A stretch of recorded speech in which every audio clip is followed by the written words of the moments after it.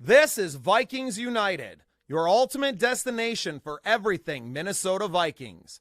Bringing together the most passionate fans, insightful analysts, and dynamic creators from across Skull Nation. Get ready for deep dives, spirited debates, and exclusive insights from Coach Cody. We're celebrating our community, honoring our heroes, and fueling your fandom with Pillars of Valor coffee. This is more than a show. It's a movement. This is Vikings United.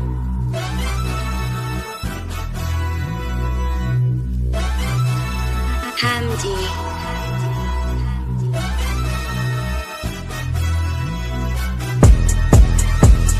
Purple and gold, that's all we know.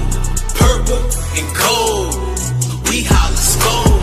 Purple and gold, this how we roll. Purple and gold, now holla skull. Purple and gold, this how it goes. Purple and gold, we holla skull. Purple and gold, that's how you know. Purple and gold, now holla skull. Representing Skull, the gang, you know the name. It's a Minnesota thing. Put that on the purple blood that's running through these golden veins. Hail, sleet, snow, or rain, regardless, we gon' go to games. $1 billion stadium on Sundays, they don't close the bank. Fail rarely, get your tail buried. Give his JJ to JJ on Hail Marys. I'm like Aaron Jones, I see the field clearly. Gain 150 yards off of 12 carries and 2 tuds. I see you crack a can of ice cold whoop ass on the Packers fan. Downtown Minneapolis, where we pack the stands and put our hands above our heads when we clap our hands. That's how we clap our hands. We put our hands above our head when we clap our hands. Now clap your hands and put your hands above your head when you clap your hands. That's how we clap our hands. We put our hands above our head when we clap our hands. I said clap your hands and put your hands above your head when you clap your hands. Purple and gold, that's all we know. Purple and gold, we holla skull. Purple and gold, this how we roll. Purple and gold, now holla skull. Purple and gold, this how it goes. Purple and gold, we holla skull. Purple and gold, that's how you know. Purple and gold, now holla skull.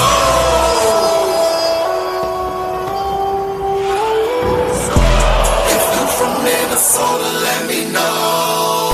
If you from Minnesota, here we go.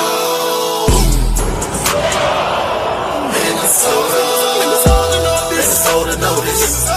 Minnesota notice. I'm known to skull and then blow the coldest. And skull until I got scoliosis. So when we so ferocious. So just know, just way before 84 was the dopest. We showed you who the purple and the gold is. If you from Minnesota, let me know. If you from Minnesota, here we go. Minnesota. Purple and gold, that's all we know. Purple and gold, we holla skull. Purple and gold, this how we roll. Purple and gold, now holla skull. Purple and gold, this how it goes. Purple and gold, we holla. Well, welcome into the Scene Project Sports Network. I'm your host, Bubba Starts. You are here tonight for Vikings United. Got a brand new video out there. Same badass song, though. You all know what it is. I'm joined, as always, by my co-host, Big B, running the ones and twos, or soon to be anyway. I'm going to put you in charge of some shit, B, for sure. You're doing a bigger part of the network. And always, Coach Cody in the house, coming off that big dub. Yes, sir. Yes, sir.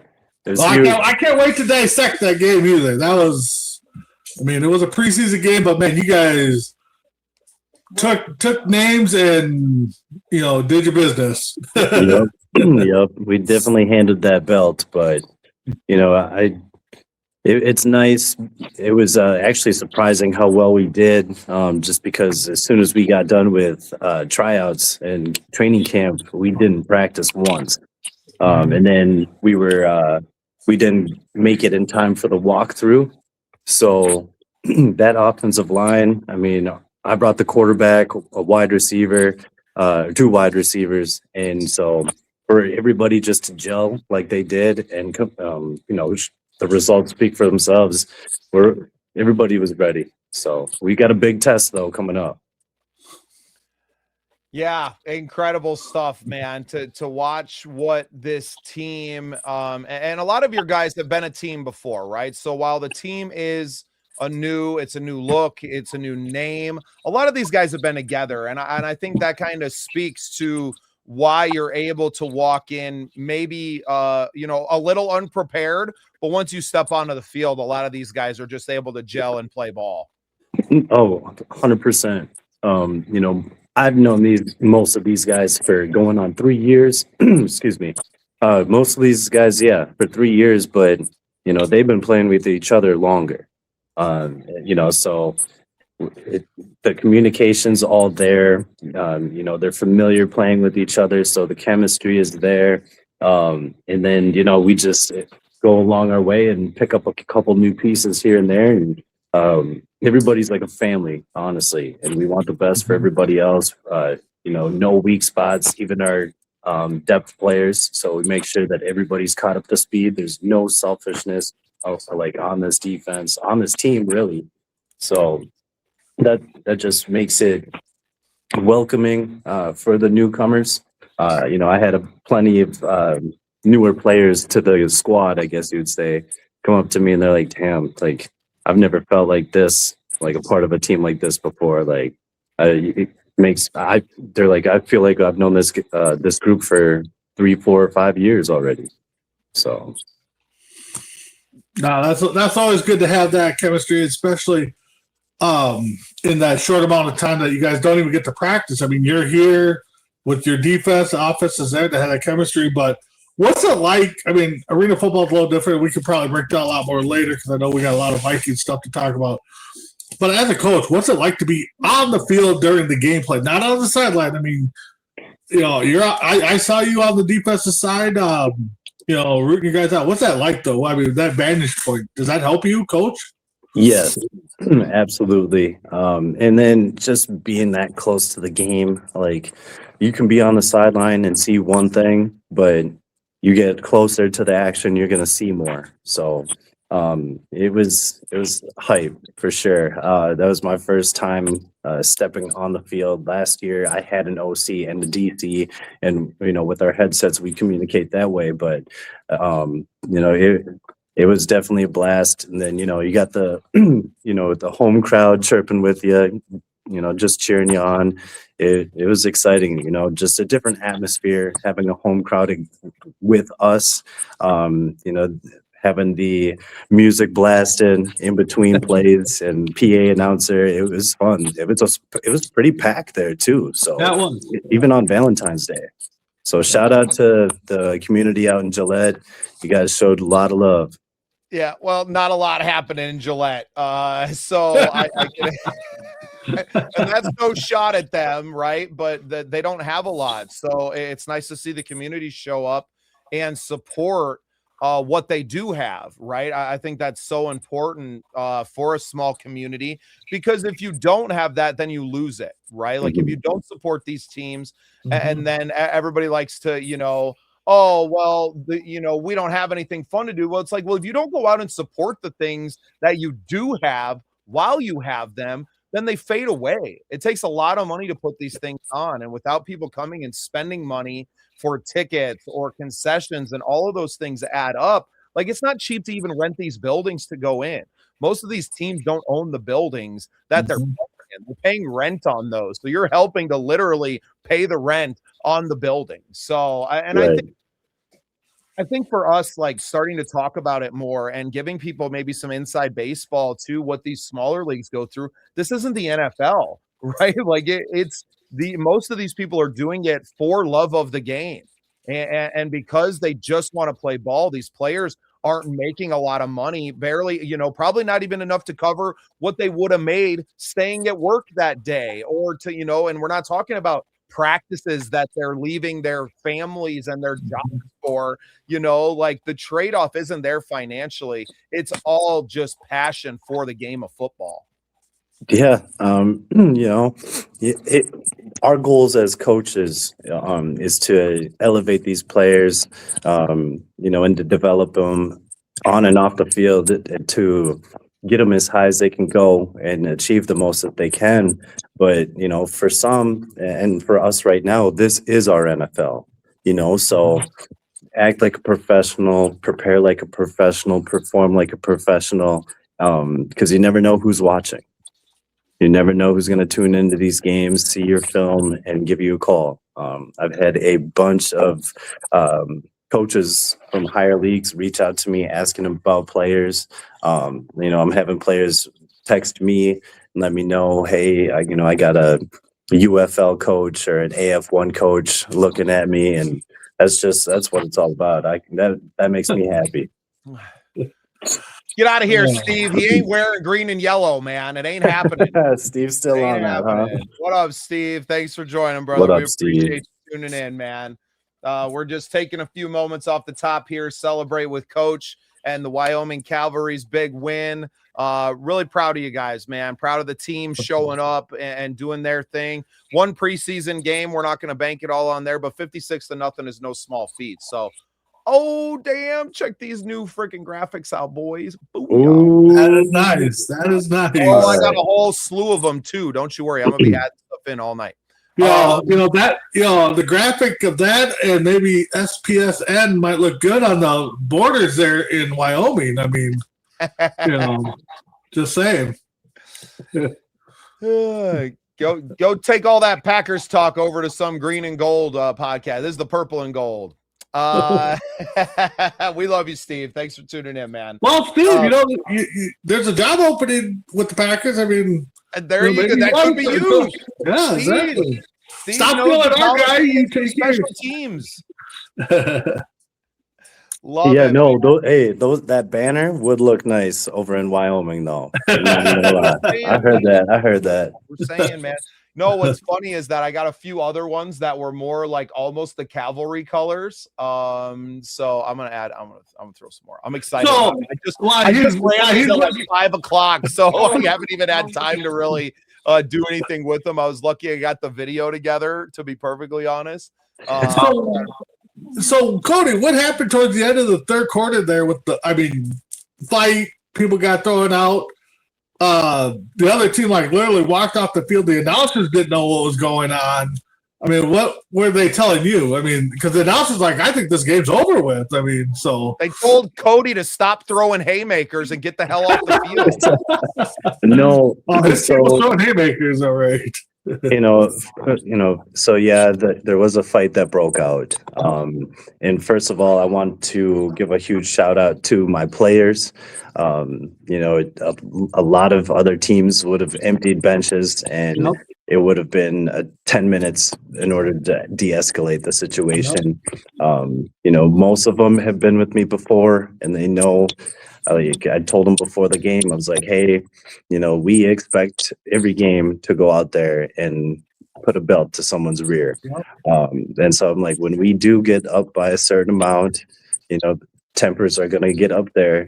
The announcers were even saying that too. The tempers are going to fly here shortly. Yeah, I was like, don't do anything. Let them talk, laugh it off. I told them that at the beginning of the game. I told that to them at halftime too.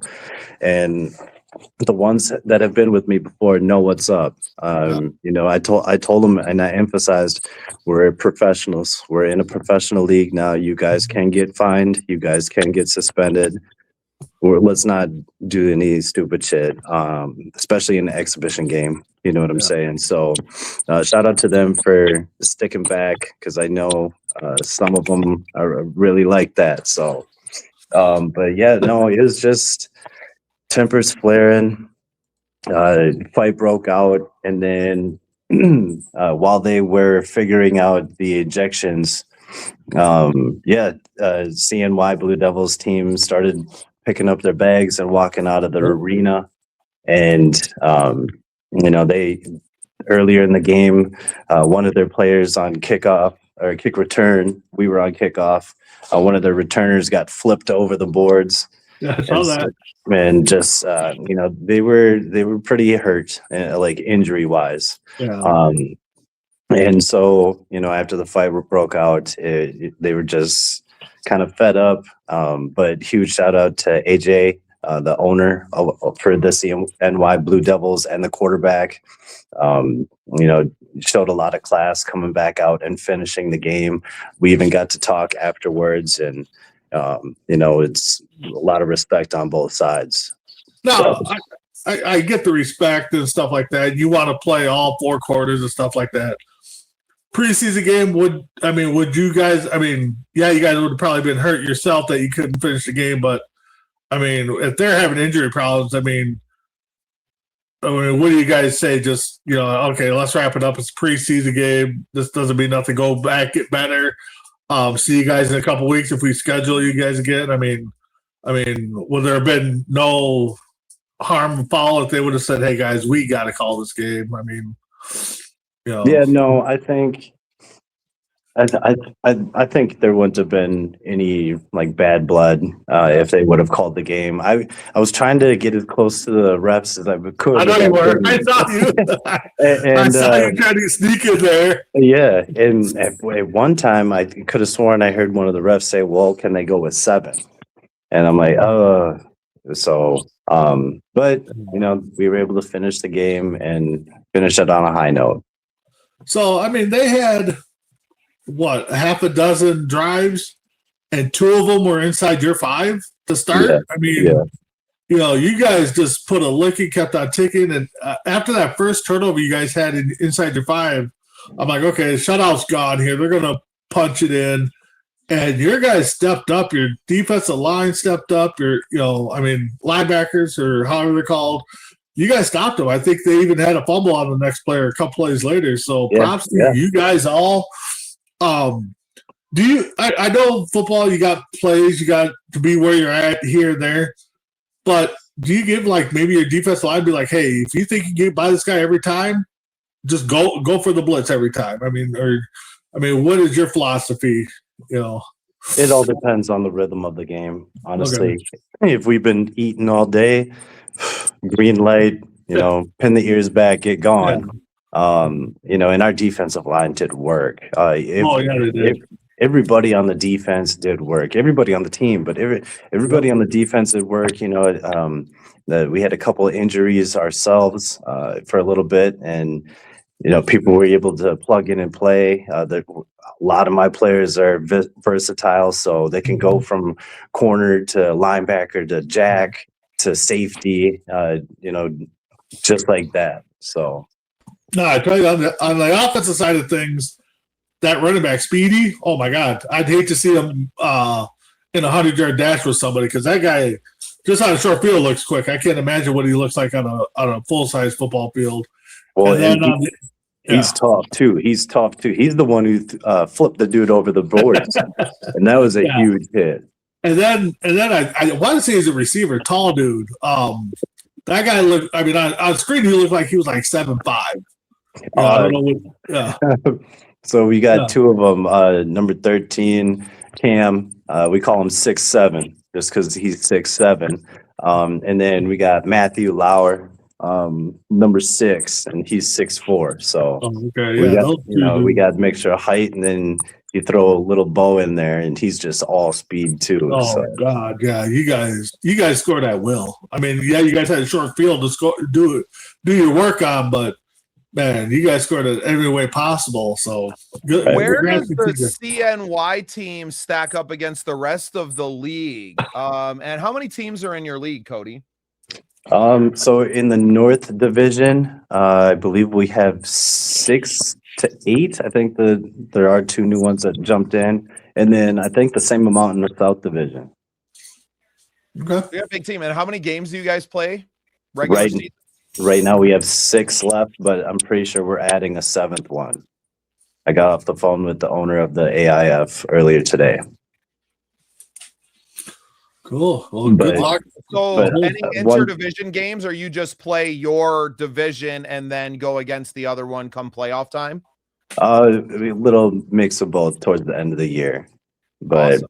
one more thing is 56-0. Our starting quarterback didn't start until second drive, third drive, and then take into the count we haven't practiced with each other or anything. When we really get rolling, it's gonna look nasty. Yeah, it looked bad. I mean, yeah, it was. I mean, I'm watching it. It was like you guys. Every time I turn around, you guys had the ball. You score. You kick off. 4 plays later, you guys stopped them every time. So why the announcers kept saying, teams don't want to go for field goals there to get the extra point, they'll go for 2. Why is that? What makes that something that you don't want to kick a field goal? I mean, I don't really have anything against it. We just didn't have a kicker at that game. He wasn't able to make it. But I mean, I'm down for kicking it. I've even last year a couple times. I think we were 2 for 4 on 4-point plays instead of the 2-point. So I mean, it all depends on how it's going. If I'm up, 17-0 or something like that, up 17 and had just scored, I'm probably going to try to go for that 4-point play just to put it out. Okay, yeah, they just the announcers just made it sound like there was something with how the layout was that it's hard to kick or stuff like that. So they were struggling with the names too. They kept Anthony Sanders. He had a pass deflection and then an interception, and I think they kept on calling him Joseph something Jr. I'm like, who is that? That's not even on the team. That was good that he got the redemption though after that. He dropped one that was in his hands, and then got to pick a couple plays later. So, props to your team, and good luck for the whole season. I can't wait to break down all those games with you and Bubba here, and hopefully we're talking a lot more W's on this side of the camera than we are other sports. So yeah, and you know what, boys? Speaking of talking more ball, I just got off the phone before we jumped on with the head of the Developmental Football Association of one of Cody's other jobs, and we are in talks right now about being the exclusive home of broadcast for that league. So, we might be busy come this summer covering some more outdoor football and.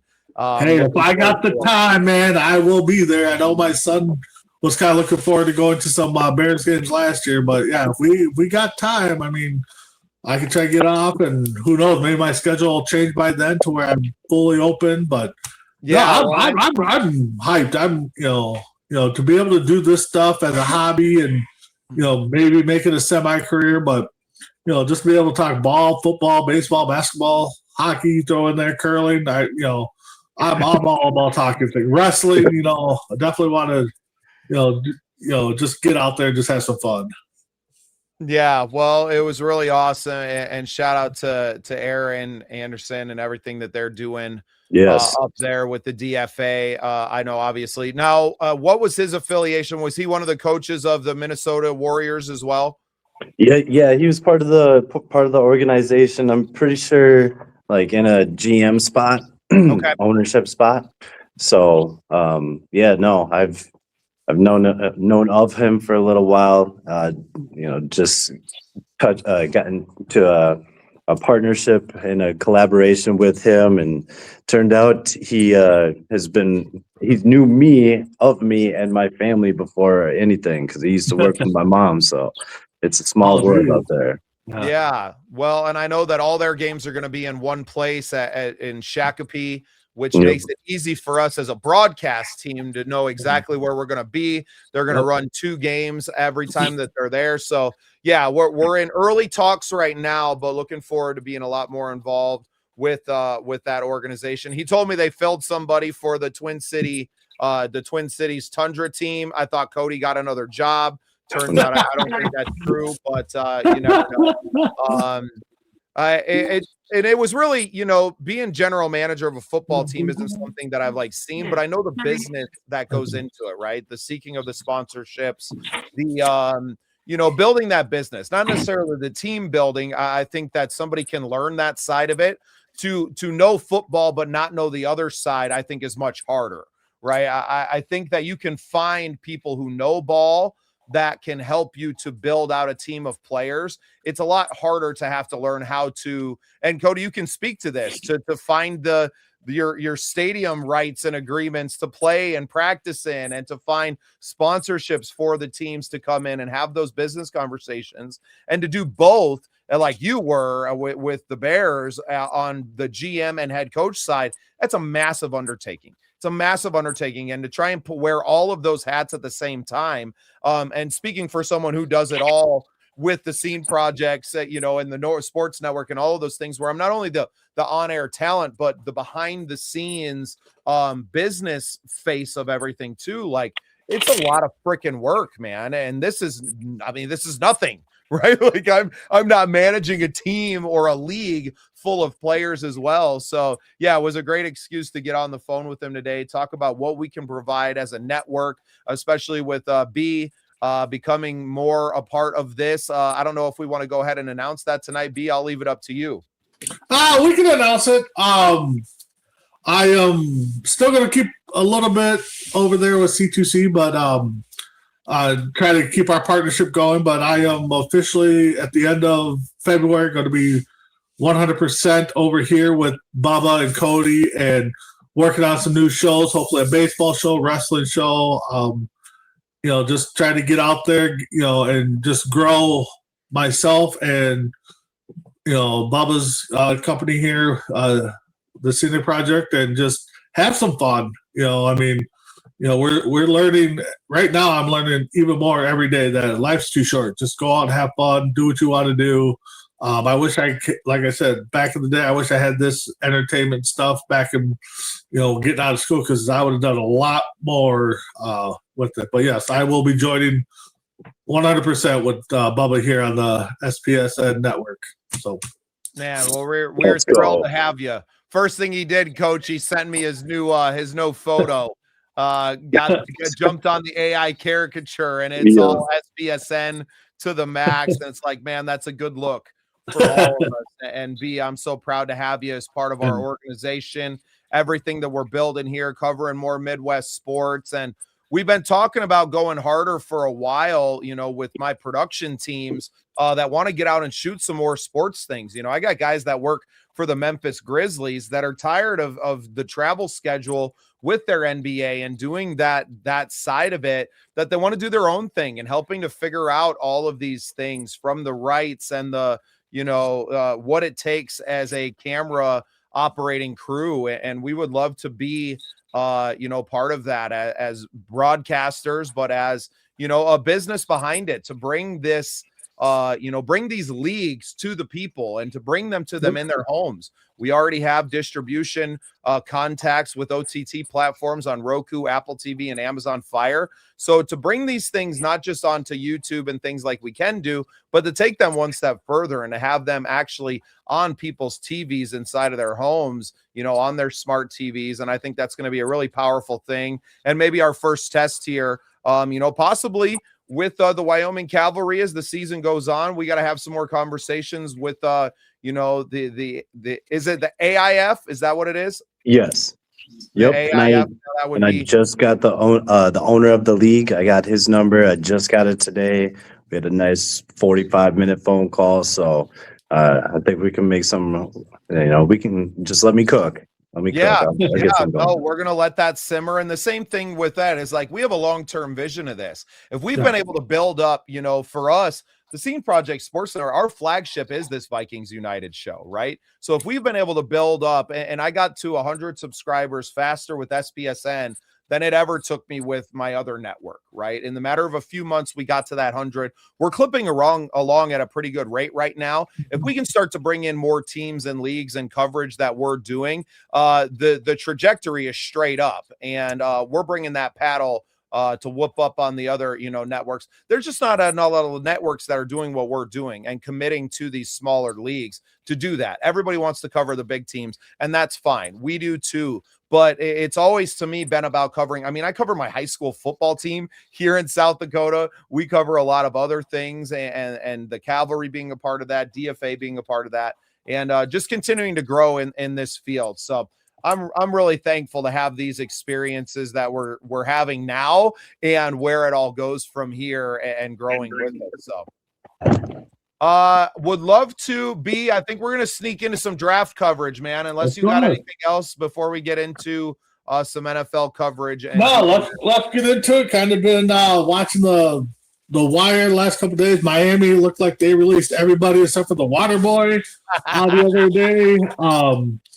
It would be nice to maybe see Mr. Hill in purple and gold, but right now with the salary cap, I don't think we're going to see it. I think Minnesota's going to probably, start firing off some releases here probably within the next couple of weeks to get under the cap.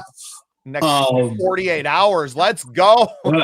Yeah. I definitely think we're going to be seeing some cap casualties on our side of the ball soon. They got to figure out something. I know, Kirk Cousins' name's been brought up because he's going to be cap casualty in Atlanta, so maybe he comes here for a cheap dollar. But a lot of people are saying he's going to want to start. I don't know about that, but yeah, let's get into definitely. He's looking at it like, if Flacco can start games, damn it, so can I. Yeah. I mean, you're right. I mean, it's just the next man up, but yeah, I think right now Vikings focus should be 100% O-line. I know we're going to talk defense today, but I think the O-line should be definitely one of their outlooks here. Definitely a solid backup quarterback. Somebody to replace Mr. Harrison on the hitman on the defensive side. Definitely got to find a good leadership on that side. I mean, Cody could definitely, he's probably just got called for another job interview somewhere. That's why he's off. But let's give a quick shout out to our sponsors. And yeah, then we're going to come back. I want to show off some more of these new backgrounds that I made too. So we're going to change scenes, run a quick ad for our sponsors, Pillars of Valor. Of course, shout out to Pillars of Valor Coffee for supporting the program and being a big part of what we're building here. And then we're going to come back with some Minnesota Vikings centric draft talk. So hang with us. We'll be right back.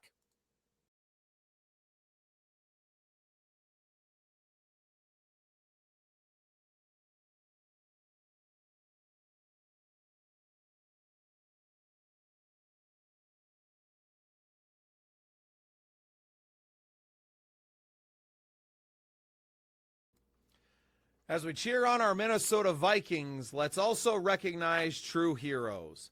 Pillars of Valor Coffee isn't just about exceptional taste. It's a veteran-owned company with a powerful mission. With every purchase, you're directly contributing to programs that empower and support veterans and first responders. Imagine starting your day with a rich, bold coffee that also fuels a vital cause. Pillars of Valor Coffee is dedicated to making a tangible impact, honoring those who've served our nation and communities. Join them in their mission. Visit pillarsofvalor.com to learn more and get your bag today. Pillars of Valor Coffee. Great coffee, greater purpose.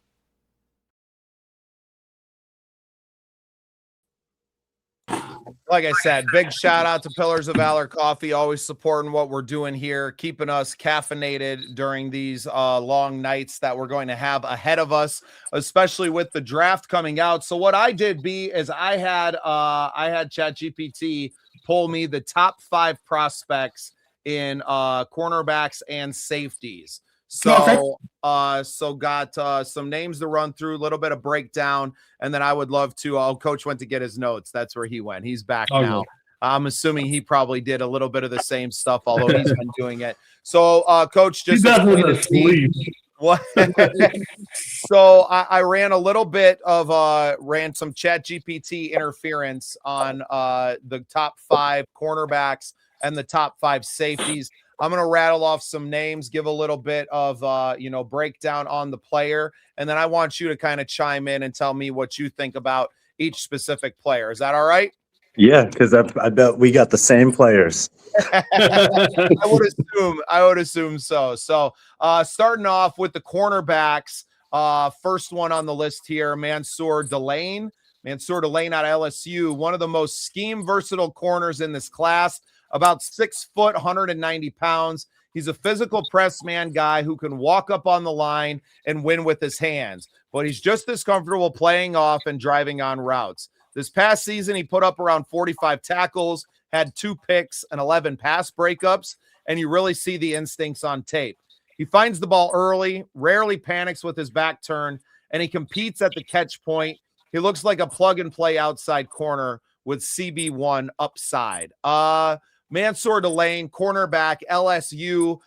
Whether he's going to be available with that kind of a draft profile at 18 for our Minnesota Vikings is probably rare, especially with a guy that has hands. I mean, 11 pass breakups and 2 picks playing cornerback. That's a lot of ball action. I know he's obviously playing in the SEC as well, but should this guy drop, is this somebody that the Vikings are targeting with that first round pick? I would say for corner, yes.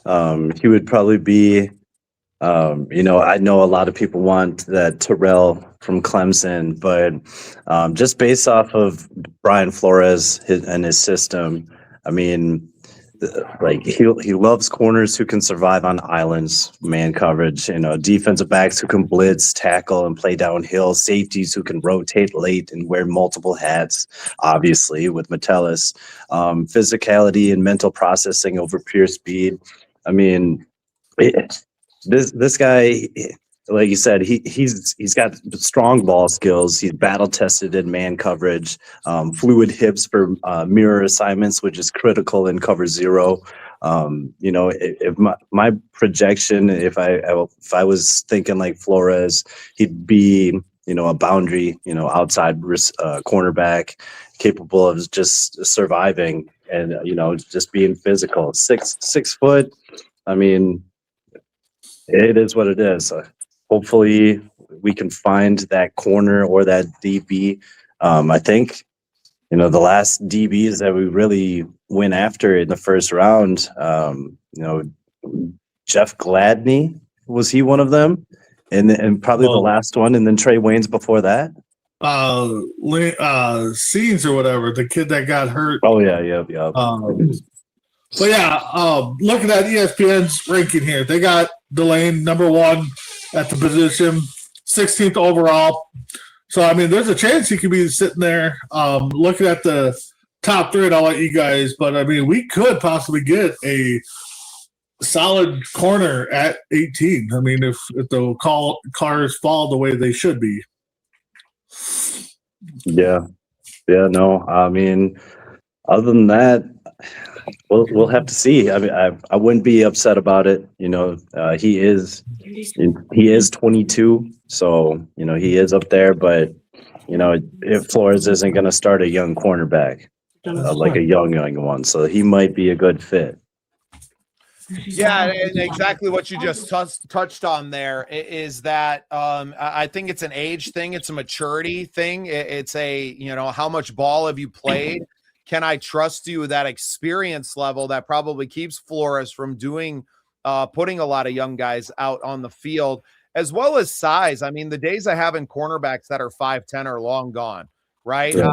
A lot of coaches, when you expect these guys to play on an island, good luck guarding some of these guys, your AJ Browns, your Justin Jeffersons of the world, being 5'10", with, 48-inch arm, right, or whatever. I don't even know what an arm length is that's justifiable, but you're just not going to be able to play that. The league has changed, right? It's bigger, faster, stronger as always. So where it used to be a rarity to see cornerbacks that were 6 foot tall, now you're seeing guys that are 6'1", 6'2", that are out there playing, that can body up with anybody and really take some of these big receivers out of the game. No, absolutely.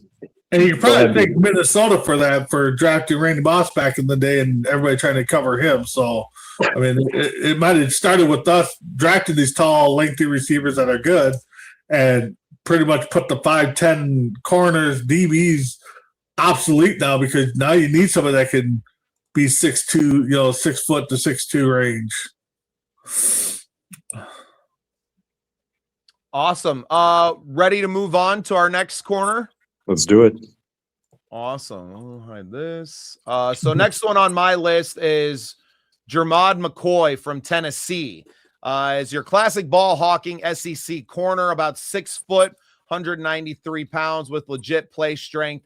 He put together a big 2024 season with 44 tackles, 4 interceptions, and double-digit pass breakups, then lost most of 25 to an ACL.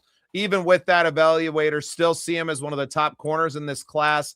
On film, he's patient at the line, trust his eyes, and when he triggers, he closes fast. If the medicals check out, McCoy has the look of a starting outside corner who's going to take the ball away on Sundays. Now, this is probably going to be maybe a day 2, day 3, kind of targeting, you would think, with the medicals. These guys don't usually go on, in those early, could be a late, second round pick in there possibly, right? But with an ACL in last year, you're really, really banking on that 2024 tape and how good he looks. B, any news on McCoy, whether he's going to be ready for the draft combine? I'm looking on his little bio here.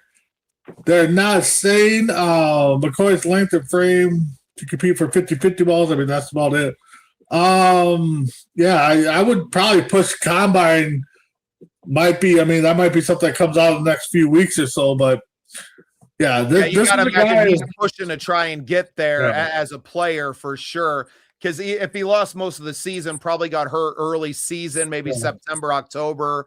But he's still, these days aren't really, they were season enders and like into the next season. They used to be now a little bit different for a college kid than an NFL player. But I mean, guys are making it back in, tearing an ACL early in the season and making it back before the playoffs now in the NFL. Yeah, ESPN's got him, ranked number 2 of the corners, number 20 overall. So it's a guy, like you said there, Bubba, do the Vikings or any team want to take an early selection on him? I mean, maybe it's something late first round, early second, third. I would be surprised if he drops past the third round. He'll have to have a heck of a combine. Yeah. But, I mean, he's going to be the day 2, day 3 pick. I wouldn't, that ACL being, missing that whole 2025 season. I just don't see it. I don't see it. I think we pass on him. Yeah, well, we're just in the position where we can't really take those flyers right now. We need guys, especially early on, that can start, right? Like they got to play, or maybe not starting. They're an impact player, along the side. Biggest fan in the house. What up, Nicole? Thanks for tuning in. She always says hey to Cody. What about me and B, Nicole? I know. It's like, come on now, show some love. But I mean, the only McCoy, he's got length. So that's going to help him try to defend these passes. That's why he had 4 picks and double digits pass deflections. If he was going to find a role in this defense, it'd be press heavy, outside defender. He could do that. Well, and I think the first year, Cody, like you said, Flores doesn't like to play too many rookies, so he might, definitely be a backup, especially a special teams guy. But coming out that injury, you're working him in slow. I mean, he's probably not going to be on the, opening day roster right away unless he's showing some kind of right. And I just don't find us in a position where we're going to take a guy high in the in that second, even a high second round. Like you need that second round to start. And that's my opinion. your first 2-3 picks need to be impact players filling in starting roles on this team. And, you know, after that, you know, if he does drop into that third round and you're able to kind of snag him, then you can kind of talk about a fit as maybe one of these hybrid guys like Flores likes to use, and in one of those kind of different positions. I could see that becoming something more there. Yep. Well, and he is young. He's the youngest player on my list here at 20 years old. So that, along with Flores not liking young corners and that ACL, I don't even think we'd take a flyer on him. Yep. So as far as the Vikings are concerned, he might be number 2 on ESPN's board, but probably farther down the list with the Vikings, just knowing where they're at. And so many holes on this team, they don't necessarily have to bank on one position. Right. Moving on. Yeah. Awesome. Well, now we're going to talk about Avion Terrell, cornerback out of Clemson. This is one that we're hearing a lot of talk with. I know some of the guys that were on with us before, you know, a couple weeks ago, we were talking some draft stuff with Norsevius and some of our other big fans here. But Avion Terrell at Clemson brings juice and playmaking to the secondary. Around 5'11", 180. He's twitchy, sudden, and loves to play downhill. He filled up the stat sheet with close to 50 tackles, multiple sacks, nearly double-digit pass breakups, and even forced fumbles. He's aggressive in run support and as a blitzer, and he's not afraid to stick his nose in. You're drafting him for that combo of competitiveness and ball production, a guy who can play outside or in the slot and change momentum with splash plays. To me, he sounds like a slot corner in the NFL all day. Sounds like a guy that would fit really well into some of those hybrid roles that, you know, a heavy blitzer that B-Flow would definitely love to have on the team.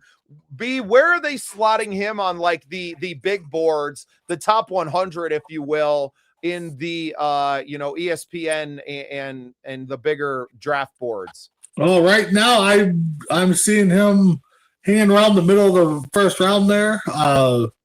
Overall, ESPN's got him ranked number 3 overall in the corners. Definitely 22 overall. So I mean they're picking. So far from what I'm seeing is this is going to be a first round defensive heavy side of the ball. So definitely, you know, 14 pass deflections. From what I'm reading here, it looks like he's a guy that can read the quarterback, you know, has that instinct that Flores likes to, you know, maybe jump on a play, you know, so definitely something to watch out for. Again, you know, a guy that doesn't seem like he has any injury problems now, knock on wood. So it might be a guy that the Vikes could target, you know, if they decide to stay at 18. Or maybe they slide down and, you know, if they think they got a couple guys that they can get a little bit later in the first round. Yeah, because the first one we had up there, Mansour, he was 20th. Is that right on the big board? 16. Okay, so both of these guys are kind of in play for that 18th pick. You know, things always change up. You know, guys always end up being a reach. Very rarely, I feel like, are people reaching for a cornerback. I feel like those positions are some of the ones that tend to fall. I think it really ends up on like where the rest of the board falls in. You know, a couple of the needs we've talked about, obviously, your offensive line needs a little bit of help on that side. You know, to me, this cornerback, for the value that the pick is in the league now, I think it feels like we're going to end up getting one of these 2 or maybe 3 guys. Like, to me, McCoy's probably not in that conversation, but you're kind of looking at your A and B picks are either, you know, the kid from LSU we were just talking about, or this Avion Terrell from Clemson. For me, that's probably what I'm looking at as GM, assuming that somebody doesn't fall down, that's at a premium position that you maybe weren't expecting. be it an offensive lineman or possibly tight end. I think we need to get a lot better where tight end, that's going to be an interesting conversation, I think, in the draft room, because I feel like the value between those two players are the same, right? We're not drafting a quarterback in the first round. We're not drafting a left tackle in the first round. So as far as like the big board goes of value in that round, you know, a lot of these guys that you see come off tend to be in those more premium positions, right? So to me, cornerback, tight end, wide receiver in that space, you know, I don't think we're picking wide receiver this early, and we'll get into more of that probably next week with our draft coverage. Little teaser for you guys on what homework to do the rest of the week, just to kind of cover these two sides of the ball. But to me, I really feel like we're looking at like these two guys that we've been talking about as our 1A, 1B in that first round. See, you know, you called it with Terrell. You know, I feel like he would be a good nickel slot cornerback. Would be a matchup weapon, and coming off the slot as you know, blitzing. I think, you know, I see something there, but my top pick is coming up right now, I believe, for sure, 100%. Okay, moving on. Yeah. All right. Well, we'll see. Now we're talking Brandon Cease, cornerback from South Carolina. Brandon Cease from South Carolina might have the gaudiest interception numbers, but the coverage tape and traits are why he's climbing boards. Right around 6 foot and a $190, smooth in and out of his breaks and comfortable in man coverage. He stays in phase downfield, doesn't panic when the ball's in the air, and you see a lot of competitive reps against top SEC wideouts. For teams that want to live in press and trust their corners on islands, Cease looks like he's a really clean first-round profile. Okay. I mean, B, what do you got? From what I see on the big board, you know, right now they just have them, you know, like you said, climbing up the board. They got him overall on the big board at rank number 30, but fifth on the projection. But, you know, what I like is what Bubba just stated. I mean, it's something that, you know, and it, you know, again, we know this board is going to change 300 times before the time of the draft, because people are going to start spreading rumors. The combine times are going to change. So, you know, if he's there, I mean, it might be something that Vikes, this might be where they, you know, could potentially drop down and be like, hey, we can get this guy that is ranked higher. I mean, maybe that's to be in the Vikings board or draft room right now and see where they're thinking. I mean, where was he from? What was the college? South Carolina. South Carolina. All right. I mean, just being able to lock down a receiver and stay in phase all the way down the field, you know, some corners get away from that. So that's huge, actually. And you said he was 6 foot or 6'2"? They're right around 6 foot, I think. 6 foot. Yeah, they're listed at 6 foot. I feel like he'd be a decent D2 or day 2 player, draft pick. Yeah, and unfortunately, that's kind of the Vikings are all the way back at pick number 49 in the second round. But can you package together maybe that late third round pick and move up to get into that 30 to 35 range where maybe he's available? That'll be interesting to see. So just to kind of rattle off for everyone who doesn't know, the Vikings, we talked a lot about that number 18 pick in the first round, pick number 49 in the second round, which is 17th. In line, pick number 82 in the third round, which is the 18th in line there, and then pick number 97, which is the 33rd pick in that round. In round 5, they have pick number 161, which is 23rd of that round, and round 6, pick 194, which is 15th in order in that round. Pick 234 in round 7, which is pick 18 in there, and then pick 240, which is 24. So you're kind of middle back of a lot of these rounds, what I can see. So if you want to get to one of these guys that are sitting at some of the top end of those, the later rounds as you're moving and you want to get back into those, you have a little bit of capital to trade with some of these later round picks that you have a couple in the later rounds to package them together to move up and to maybe move up into that top, not in the top half, but into that top third necessarily. You're not going to get all the way to the top of the second round, but maybe you could get up into those to reach for somebody. And this, to me, that's where you probably see this player falling into if he does fall into that range. Do you have a D'Angelo Pons? Not on the cornerbacks. No. You got a profile on him? Hell yeah. B, help me out. I think we know who Cody is looking for here. Oh my God. Okay. So yeah, D'Angelo Pons. He's a cornerback out of Indiana. Yep. 5'9", 170 pounds, aggressive, high effort defender, strong tackling willingness, excellent processing for disguise heavy schemes, which is right up our alley. He could be that hybrid nickel blitz specialist, just a chaos creator. I think this is Indiana. From Indiana. Indiana. National champion now. What are his grades, Big B? Well, right now they got him 11th overall in the corners.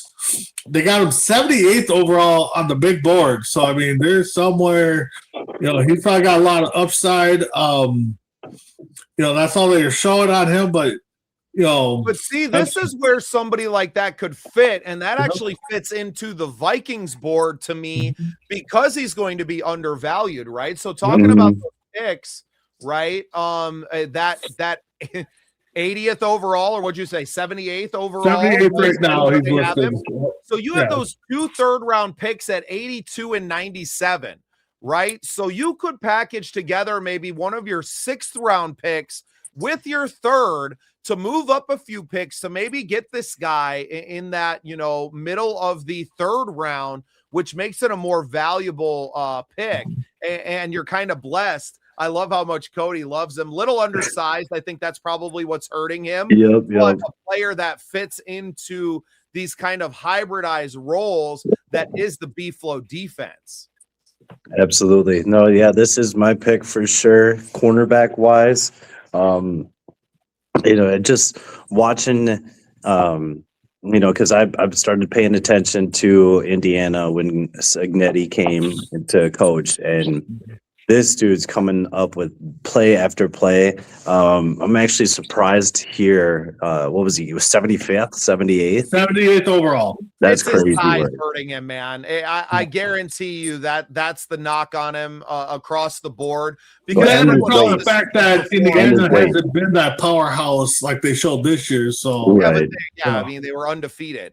But the last corner that I have on mine, Chris Johnson, San Diego State, 6 foot, 195, 21 years old. I don't even know why they gave me this one, because it says physical frame and tackling value, scheme versatility, upside, special teams value, projected role, rotational corner, dime defender, special teams contributor. Like 7th round undrafted free agent. I'm sorry. Yeah, that does sound like a guy that will be Mr. Irrelevant or somewhere down there. I mean, unless his combine numbers change and his personal workout changes, he's gonna. I don't know why he's up that high either. I mean, they got him 7th, I think, on the big board here. No, they got about 4th overall in the position, 29th on the big board. So. Yeah. No, the last one I had on my board with the picks that or the players that got sent to me was Colton Hood, cornerback from Tennessee. Yep. He's number 6. Profile on Colton Hood. Colton Hood at Tennessee gives you that physical outside corner archetype team loves. 6 foot, mid 190s, strong at the line of scrimmage, and really effective in press. The ball production is still coming along. Just 1 pick this past season, but he consistently stays glued to receivers and forces tight window throws. He's patient in his pedal, flips his hips well, and tackles with some pop. Hood feels like a high floor starter type who might not always lead the league in interceptions, but he's going to quietly erase his side off the field. Well, Jets might be looking at him because he's got one more pick than the Jets' whole team, so Jets might be taking him. Yeah. I mean, not bad stats. You guys. Oh my goodness, coming from Green Bay. I would do one round. I couldn't do. This is not a mock draft. This is not a mock draft. We are just giving some player profiles. We have till fucking April, dude. Who said this was a mock draft? Get it together, Steve. Calm down, Steve. We got this, Steve. Take a chill pill, man. We'll get to our mock drafts later in the season. We're just doing some quick player profiles at a couple positions of need for our Minnesota Vikings.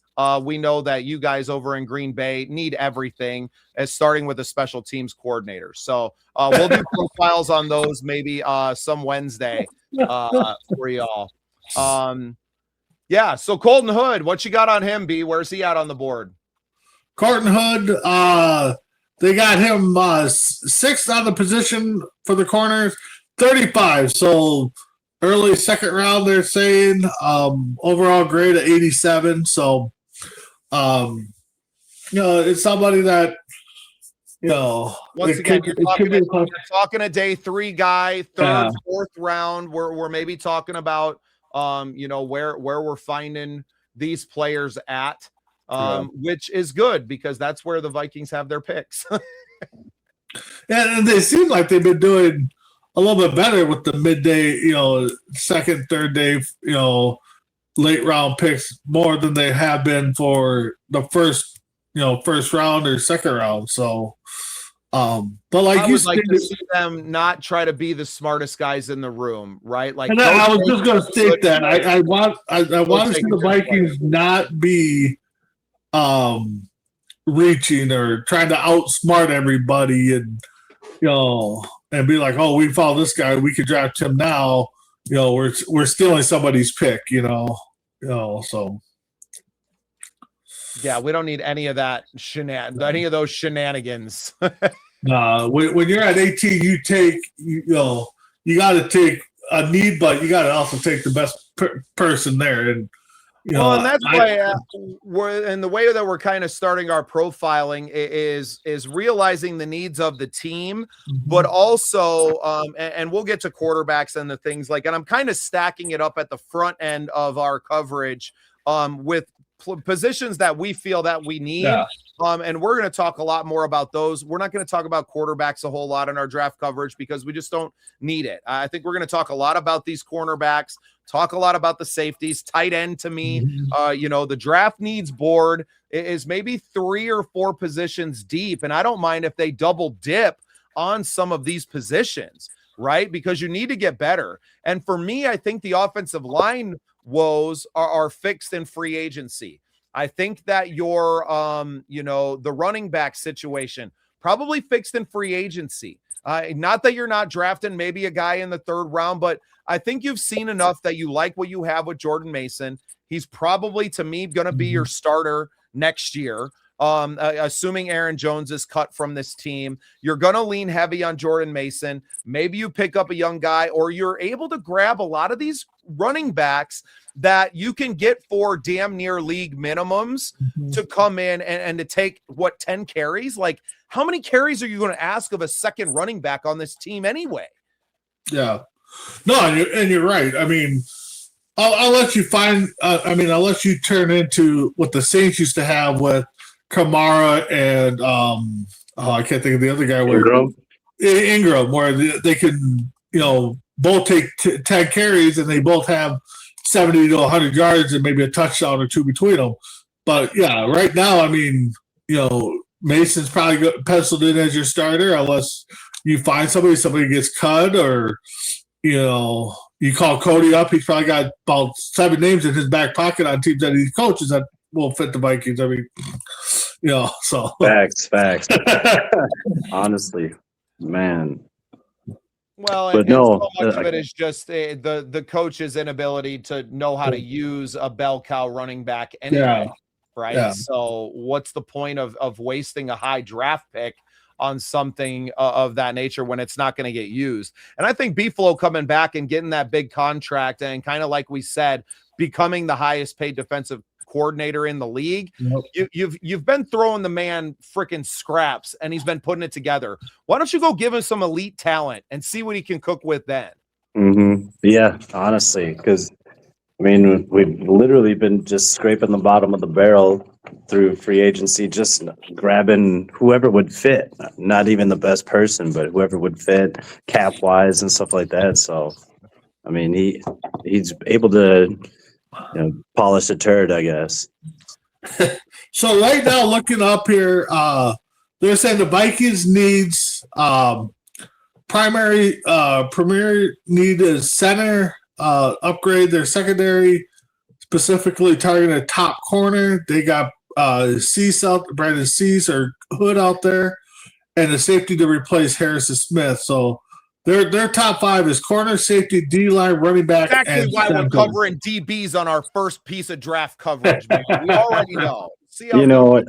I'm gonna make a sign. I don't even have ESPN. Like, this is how good I am. I'm just watching the team play and go, this is where they need to get better. I called the cornerback thing out of training camp last year. I watched the first preseason game and it's like, we are cooked on the outside. Yep. What the hell happened? And I don't think anybody really expected that, but there was immediate problems at outside corner. And if I'm B-Flow, I'm looking at it and going, you guys got to give me some dogs out here. You got to give me some dogs, because if I don't have them on the outside, the whole damn thing falls apart.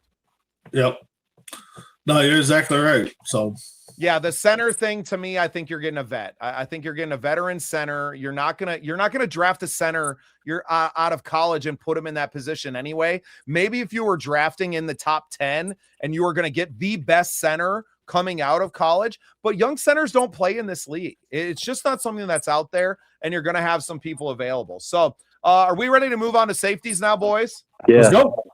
Well, talking about dogs, I think everybody's going to recognize the name at the top of this list. Caleb Downs, safety out of Ohio State. Obviously, a lot of talk about this young man, and for good reason, coming out of a program like OSU, right? I mean, the Ohio State. Caleb Downs from Ohio State is the headline safety in this class, a true do-it-all defender, around 6 foot 205. I bet B-Flow loves that. He put up nearly 70 tackles for loss, a sack, and a couple picks, forced fumbles, and the advanced metrics love him. He can play deep middle, rotate into the box, a roll down over the slot, and hold up in coverage. His instincts and angles in the run game are outstanding. He feels like he's 2 steps ahead, and he's a reliable tackler in space. Downs projects as the type of safety you can build a secondary around for the next decade. God, B-Flow's got to be drooling over this kid. Where do they have him on the big board, B? It seems like he's going to be out of reach for the Vikings. Yeah, he's going to be about 13 picks out of reach. They got him ranked number 5 overall, first in the position. I mean, like you said, it was a name that ain't going to shock anybody. So, I mean, it's one of those things where, looking at the top 5, there's some teams that could use a solid safety back there, especially if you could, if they're projected that you're going to build this team over the next decade around this guy. In that range, and what else could they need? What I'm interested in, and who else is picking up there that maybe you could start to deal with? Because to me, Grenard could be a really good trade piece moving into this draft that I don't think a lot of people are thinking about.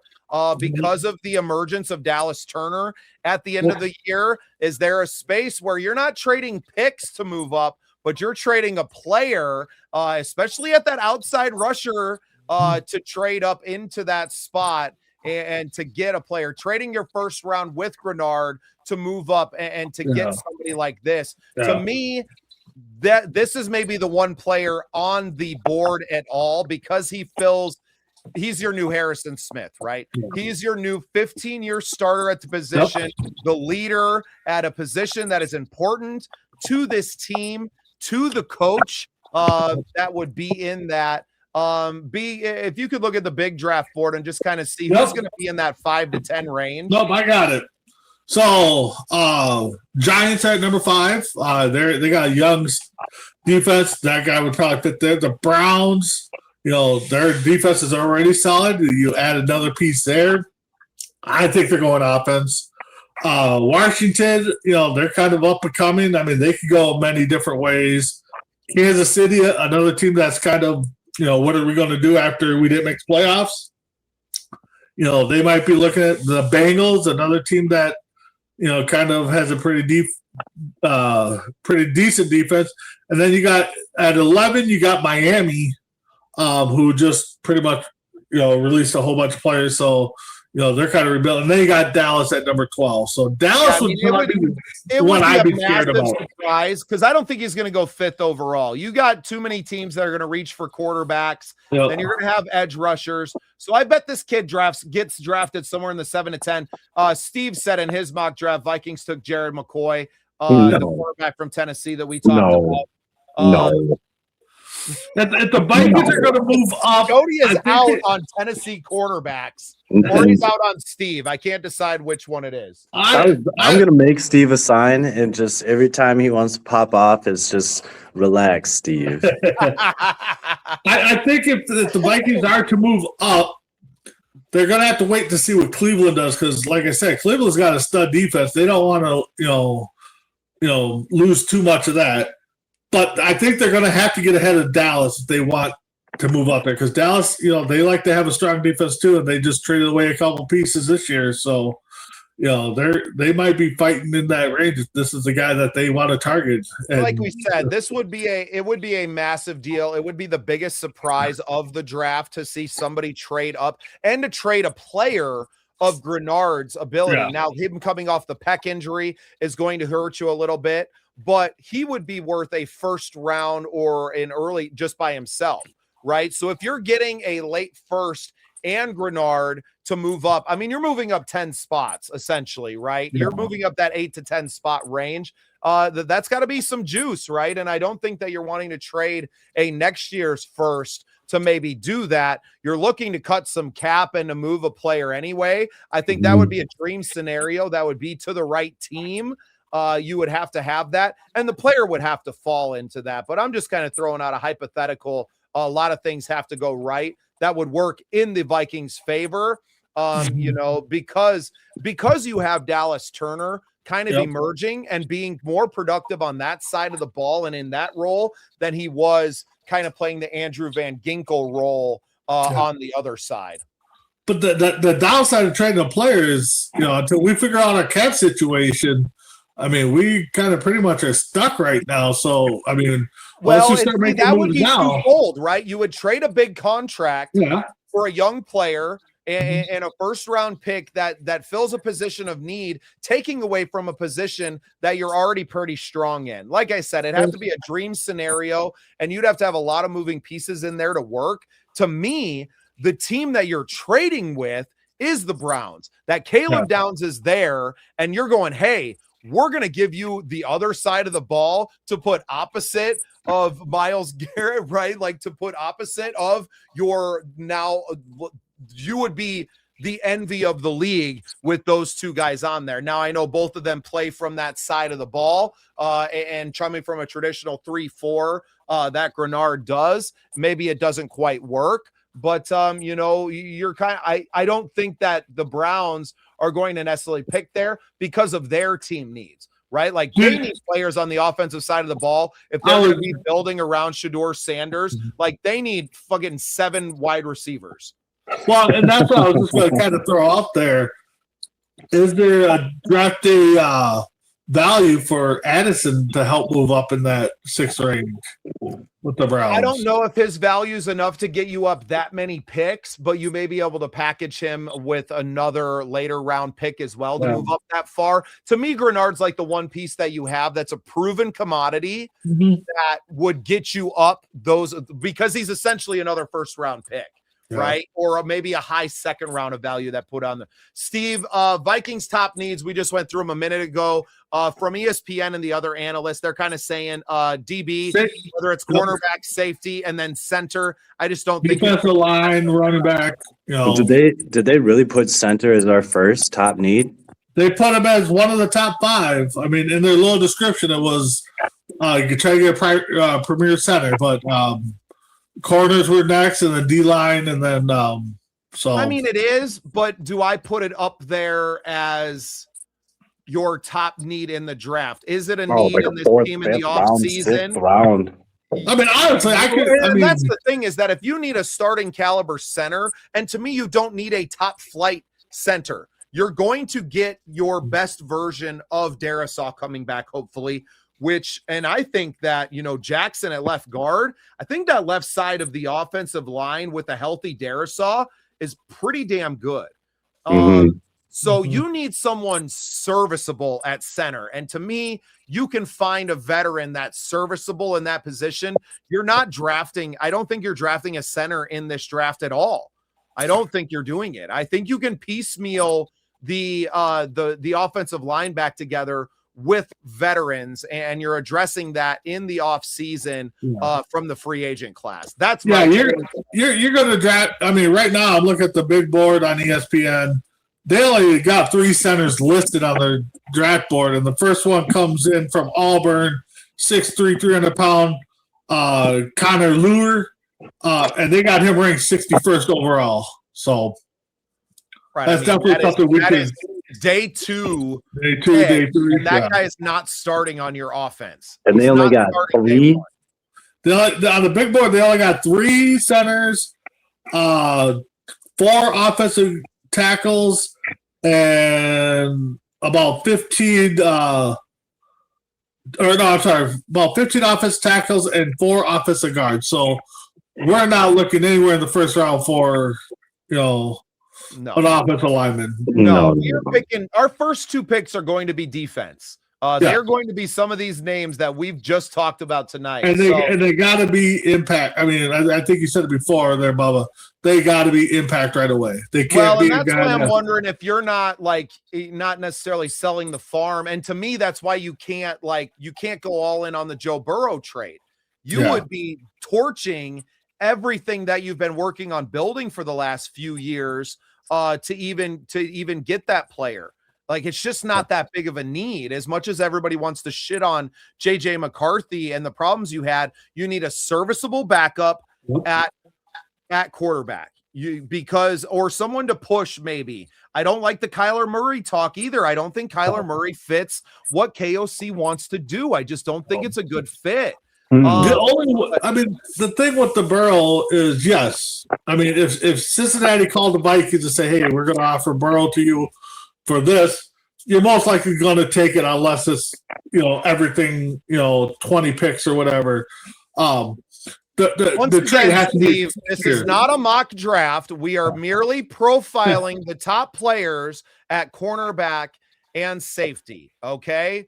Is this all Packers fans? I see why the Vikings and the Bears are like why we hate Packers fans so much. You guys can listen. No, out of your ears, Steve. And I mean, realistically, and it's like, okay, that's where I need to sign. Relax, Steve. I didn't even make a comment about Downs. I know he's not even in the picture. I haven't even. No, it's a dream, and that's why we were talking trade scenarios and maybe what they could do. Because the guy's the top defender. I'm assuming. Is there a defensive? Is there an edge rusher that's above him on the board, or is it 4 quarterbacks and Caleb Downs in the top 5? No, they got Bailey ranked number 4. Edge rusher out of Texas Tech. Right. Yeah. So we were merely talking about a possible. But I mean, the thing is we all, we're sitting here breaking down who we think we're going to pick. There's only one team right now that knows what they're going to do with their first pick, and that's the Raiders. They can play smoke and gun, but I mean, they know who they're taking or what they're going to do. They're the only ones that will set the table. I mean, they can trade out, they can pick somebody. There you go. That's what they need to do. Trade out. Oh, I've said that. That's something I hope we get to talk about close to the draft because I got Raiders talk. I mean, you guys might think I'm a Raiders fan after what I'm about to say. So, but yeah, for Caleb Downs, man, it's a dream. Chip chair and a chance, but I'm a realist. He would be if he's there. Yeah, I'm taking him, but I just don't see him falling. I don't think are we going to trade? Are we going to trade Grenard? Do we trust Dallas Turner fully? Because I mean, in the beginning of the And season, you still middle got of the Pace season, there too. That's a young guy that was supposed to be a stud. But the thing is we know the closer it gets to the draft day, the week of, the day of, the hours before, rumors start flying, and bad reports coming out because some teams that want him are going to leak stuff out, and people are going to believe it.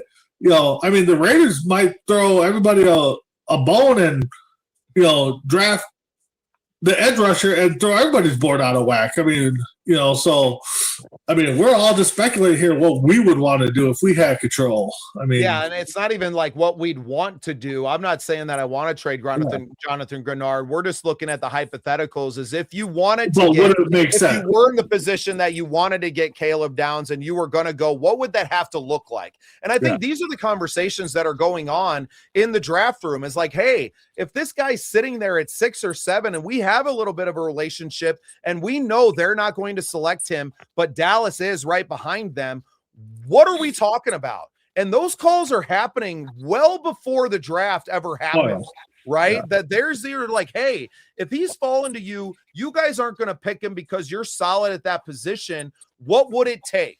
And those are the conversations that are going back and forth between these GMs and, our coaching staff and GMs of other teams at this point. And that's why I said, I think, like, if he does fall past Cleveland, the Vikings have to be on roll with, starting to make phone calls at 7, 8, 9, 10 and be like, hey, we need to get ahead of the Dallas Cowboys because we know they just traded out a couple people. They're going to be looking at this guy. Right. So. Right. Hey, Kevin, we're talking about how much of the farm we would have to sell to get Caleb Downs on the Vikings. Now, you remember, Kevin's a Bears fan, so he doesn't care what the Vikings do. He hopes they trade everybody. Well, the Bears don't care about the draft. They got a team. They're going to the Super Bowl next year. I already know the talk in Chicago. I already know, man. All right, moving on from the Caleb Downs talk, we're going to talk about Dylan Tieneman, safety from Oregon. Dylan Tieneman now at Oregon after breaking out at Purdue as a tackling machine with real coverage chops. About 6 foot, 205. In this past season, he racked up close to 100 tackles with tackles for loss, a sack, and multiple interceptions, all while grading out extremely well in coverage.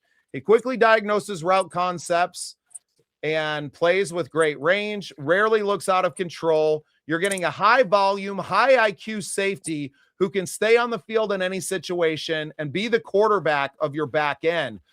B, where's he at on the big board here? Well, we got Downs at 5. We got Tieneman at 43. Yeah, that's what I thought. Yeah. Kevin Cherry, you are out of control, dude. The Bears are not getting like you're drafting what, 25th, 26th? No, there's a reach there. I mean, Kevin 28. Yeah. You're not. You'd have to trade Caleb Williams to get Caleb Downs. You would almost have to pull off a semi Ricky Williams trade where you're trading pretty good draft capital to move up to the 5th. Yeah, it ain't happening. No. Keep dreaming, Kevin. Keep dreaming. Dylan Tieneman, where'd you say he was? B, sorry, I was just overall 43rd ranked on the big board.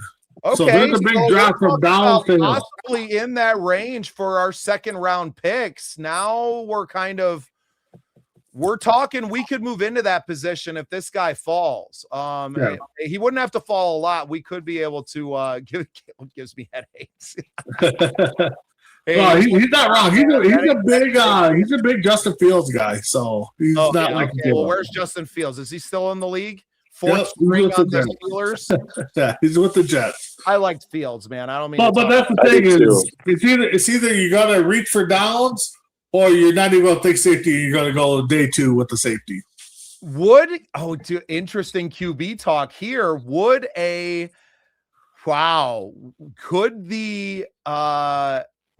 Could the Vikings end up with a Justin Fields as your competition against JJ and serviceable backup player? That would be interesting.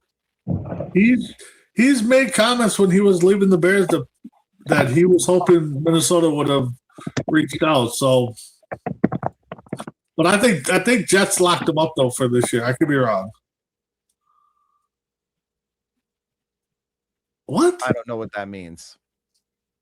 Is he talking like Super Bowl odds? Because that makes sense. Okay. But Steve, what kind of cheese you got over there right now? Hey, no kidding. I think they will get AR-15 if requests a trade. Oh, the Vikings, yeah. I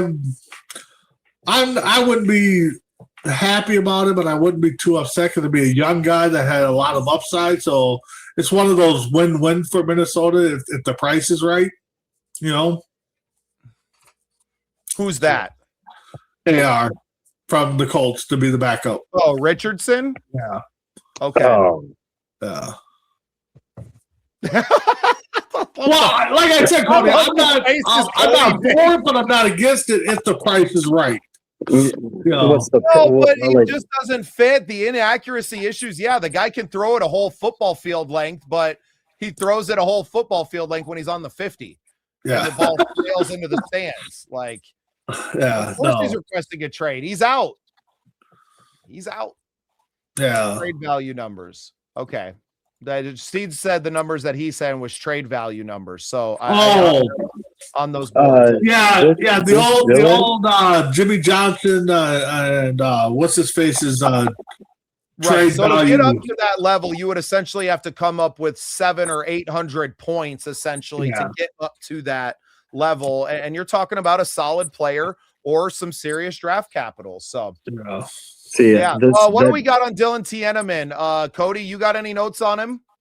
Just strong range and playmaking instincts. Ideal for late rotations and disguised shells. That sounds like a B-flow guy to me, right? Well, I mean, the projection I got for the Flores role projection, a deep safety and rotation specialist. So I mean, Reading his profile sounded like a Harrison Smith replacement. Now, obviously, I'm not projecting him to have a 15-year career quarterbacking a defense and having that kind of impact, but the role was very much the same. But I think I'm excited for this next guy. Okay, you want to jump right into it? Yeah, let's go. Let's see if you got him. Next one is Emmanuel McNeil Warren, the safety out of Toledo. Yeah.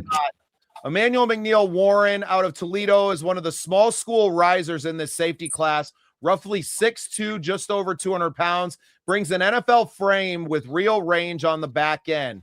He's produced with solid tackle numbers and a couple of picks.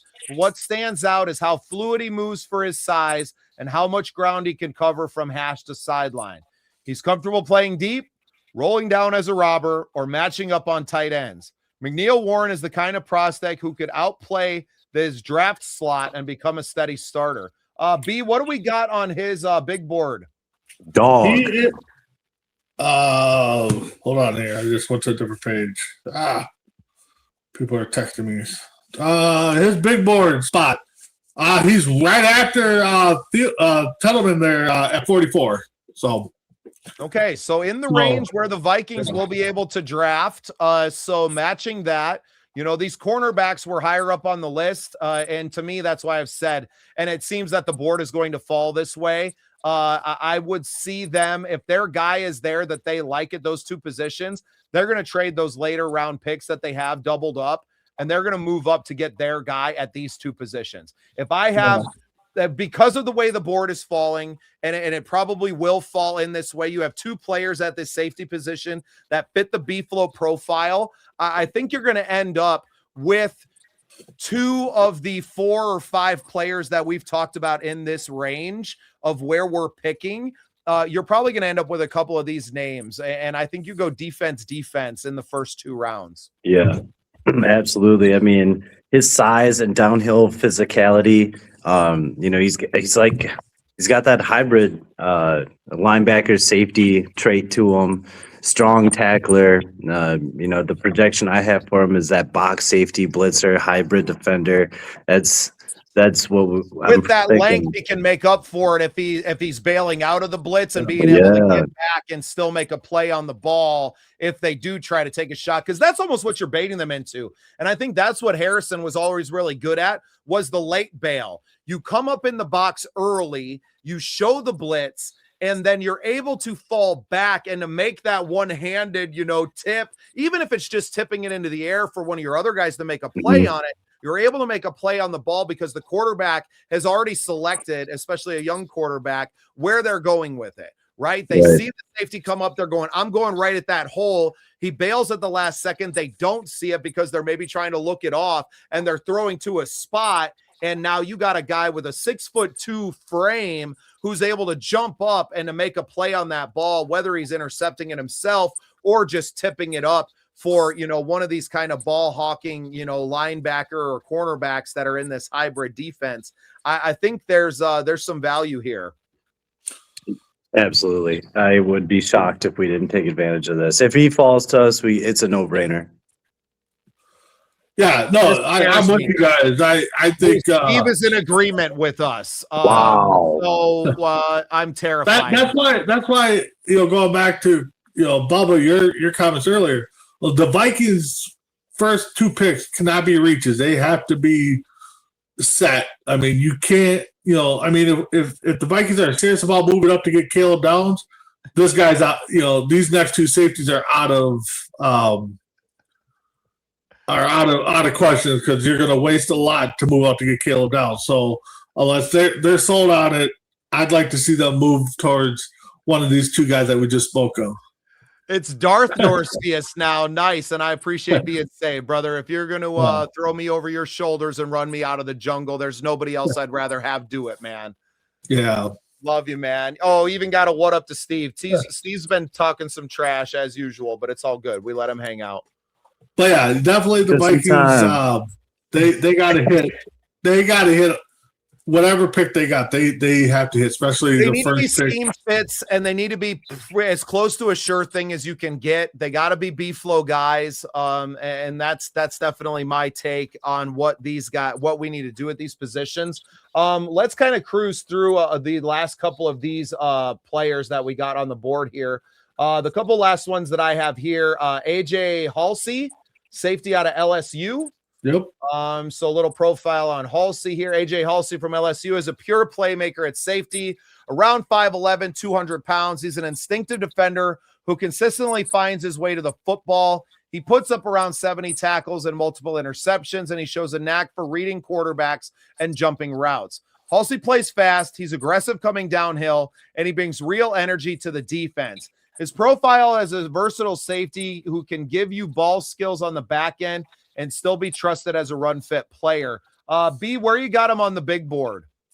Big board's got him at 74 overall. Okay, so you're talking a day 3 guy, he definitely sounds like he could fit what Minnesota does, especially with Harrison Smith, getting, running up the middle and trying to get, that sack and stuff.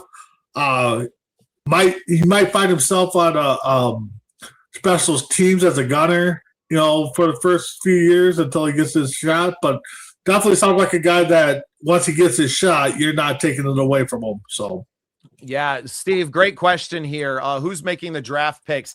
To me, I think it's by committee. I think it is really B-Flow and KOC going into this together and going, what makes our team better right now? And I think they and see Norspius. I know that Rob Brzezinski is the de facto GM. It seems like he's a cap guy. I think he's going to really be on the side of getting the team cap compliant, getting them into a position where they can sign these draft picks and add to the team in that way. I don't know how much he's going to be really. I mean, he's obviously going to be present in the war room, but I don't think, I think it's by committee. I don't think it's a yes man. I think KOC and B-Flow, I think there's a lot of respect there. And I don't think this is KOC's only decision. I think it's by committee. If we were in the room, obviously we would know better, but I think there's a respect there between KOC and B-Flow of to sit down and to address what is best for this team as a whole. And I think what's best for this team is to grow the offense with and we'll get into maybe some conversations between maybe picking a tight end over cornerback in round 1 or a tight end in round 2. We'll talk about that. I don't know if the value's there. And maybe B, tight ends on the big board. Just kind of rattle off a few that are on there just so we can kind of get a look at where the big board is at. They got Keenan Sarad from Oregon, overall ranked 32. And then after that, you got Max Clare from Ohio State at 41. So, good question, Steve. Either one Good of those question. guys would be, Steve, we're all wondering the same thing. Norse Fias, both these guys are actually in Cannon Falls, Minnesota. So they're both like practically neighbors. Cannon Falls ain't that big. Yep. Nope. No, we're right in Cannon Falls off of 52. So. Right. So you got the two tight ends that would be in that range being early day 2 picks that maybe you're talking instead of one of these safeties that we've hit on, you're talking about taking a tight end there. That all depends on how the board falls. I think if they're not trading up in round 1 and packaging that round 2 pick, you're probably sitting still. You don't have the draft capital to move up a whole lot of spots. And I don't see them trading up to take the tight end. I think it really becomes a conversation only if the guy is there. And they would have to be really, really high on this guy because I think you're going to be able to find a serviceable like you can improve at tight end from what you had last year with a lot of guys that may be in free agency, right? You got almost zero production from your tight end position last year. Yeah. And the thing is, and we've stated it over and over again, you just did, this board's going to jump around all over the place. I mean, so there might be people that are in the mid second day that moved up to in the first round, and we're going to see people that we think are going to be solid first round picks, like Caleb Downs, that may drop, to a second day pick. So, there's a lot, but I think that if we could get him to drop to 10 to be in range for a play to move up 8 spots, hey, you never know. I mean, with social media, like people can have to punch his mama on camera to drop to the second round. Come on. I think the pick though, like you said, Bubba, is going to come from both of them. I think they're probably doing a lot of research like we are. They're probably, I wouldn't be surprised if they're using chat PTT or, the chat too. And just, and drawing up their own board. And then when it comes to their pick, they'll be like, okay, we got player A and player B. What do we want to do? And honestly, I wouldn't be surprised if their first 20 picks are 90% defensive players right now. Well, and I think what it comes down to, Southwest Minnesota, that puts you out in kind of my range, Norse Fias. I'm out here in Southeast South Dakota. So kind of playing, we're probably the closest to one another physically, although you may be a little closer to Cannon Falls yet than where I'm at down here. He said he's from Marshall? Yeah. Okay. For me, they're looking at ranges, and I think that's what we're going to focus on when we get closer to doing our mock drafts and getting our own war room going on, is it's going to be ranges of players on that big board and in the team need and reach and different things like that. And I'm looking forward to really having those in-depth conversations. Today, what we're doing is just kind of looking at some profiles, what players in the top 5 of each position fit this team, and to do those kind of things in there. So, yeah. Yeah, for AJ, because we're still on AJ. Thick physical build. This is what I got: thick physical build, natural downhill presence, strong run fit, and blitz upside. His Flores role projection. I got box safety, pressure safety, and a dime linebacker hybrid. And who's he talking about? AJ Halsey. Okay. Yep. So, but I'm actually excited about this 5th guy. I don't know if you have it on your list, Bubba, but is he from Penn State? I got a safety nickel from Miami. Keontae Scott is the last one on my board. But who's the player that you're talking about? Okay, so I'm gonna Big B. I'm gonna need your help on this one. I'm gonna butcher the first name. It's Zakee Zakee Wheatley from Penn State. Dude, probably Zeke. Probably that's how I would do. 6'3", 6'3", 200 pounds. I mean, he's got length and range, and that can, length plus range equals disguised weapon. Where'd you say he was from? Penn State. Penn State. Developmental upside. The Flores role projection that he's got would be a rotational deep safety and a matchup safety at 6'3". Oh, put him on any linebacker or something. You know what I'm saying? Like Orspia says, the key. Okay. Because and obviously this one, I don't know his grade or like what he's on the big board, but this is probably like a 5th, 6th round dude that you develop. He's overall 83 on the big board. He's the 5th on the position rank, but yeah, it's definitely somebody that, Cody, like you said, Cody doesn't even care about the 1st through 3rd rounds. All the guys that he's hyped about are freaking day 4 picks. Well, I mean, but he's a realist, so he knows it's going to take value for the Vikes to move up. I mean, Well, yeah. I feel like there's a couple of players that we've talked about, maybe not the top player at the position, but a lot of these 2, 3, the 2nd and 3rd players on this top 5 list that I had put together were guys that are going to be in range for these Vikings picks. Will they maybe have to trade one of the 6 rounders to move up? Possibly, but we need multiple swings at these positions of need. For me, I don't mind watching them take a swing early at cornerback and a swing late, and a swing early at safety and a swing late. Like, you have to hit on these positions of need, and you have to do it now. You don't need to pick a player. Oh, well, we already drafted a corner. Who gives a shit?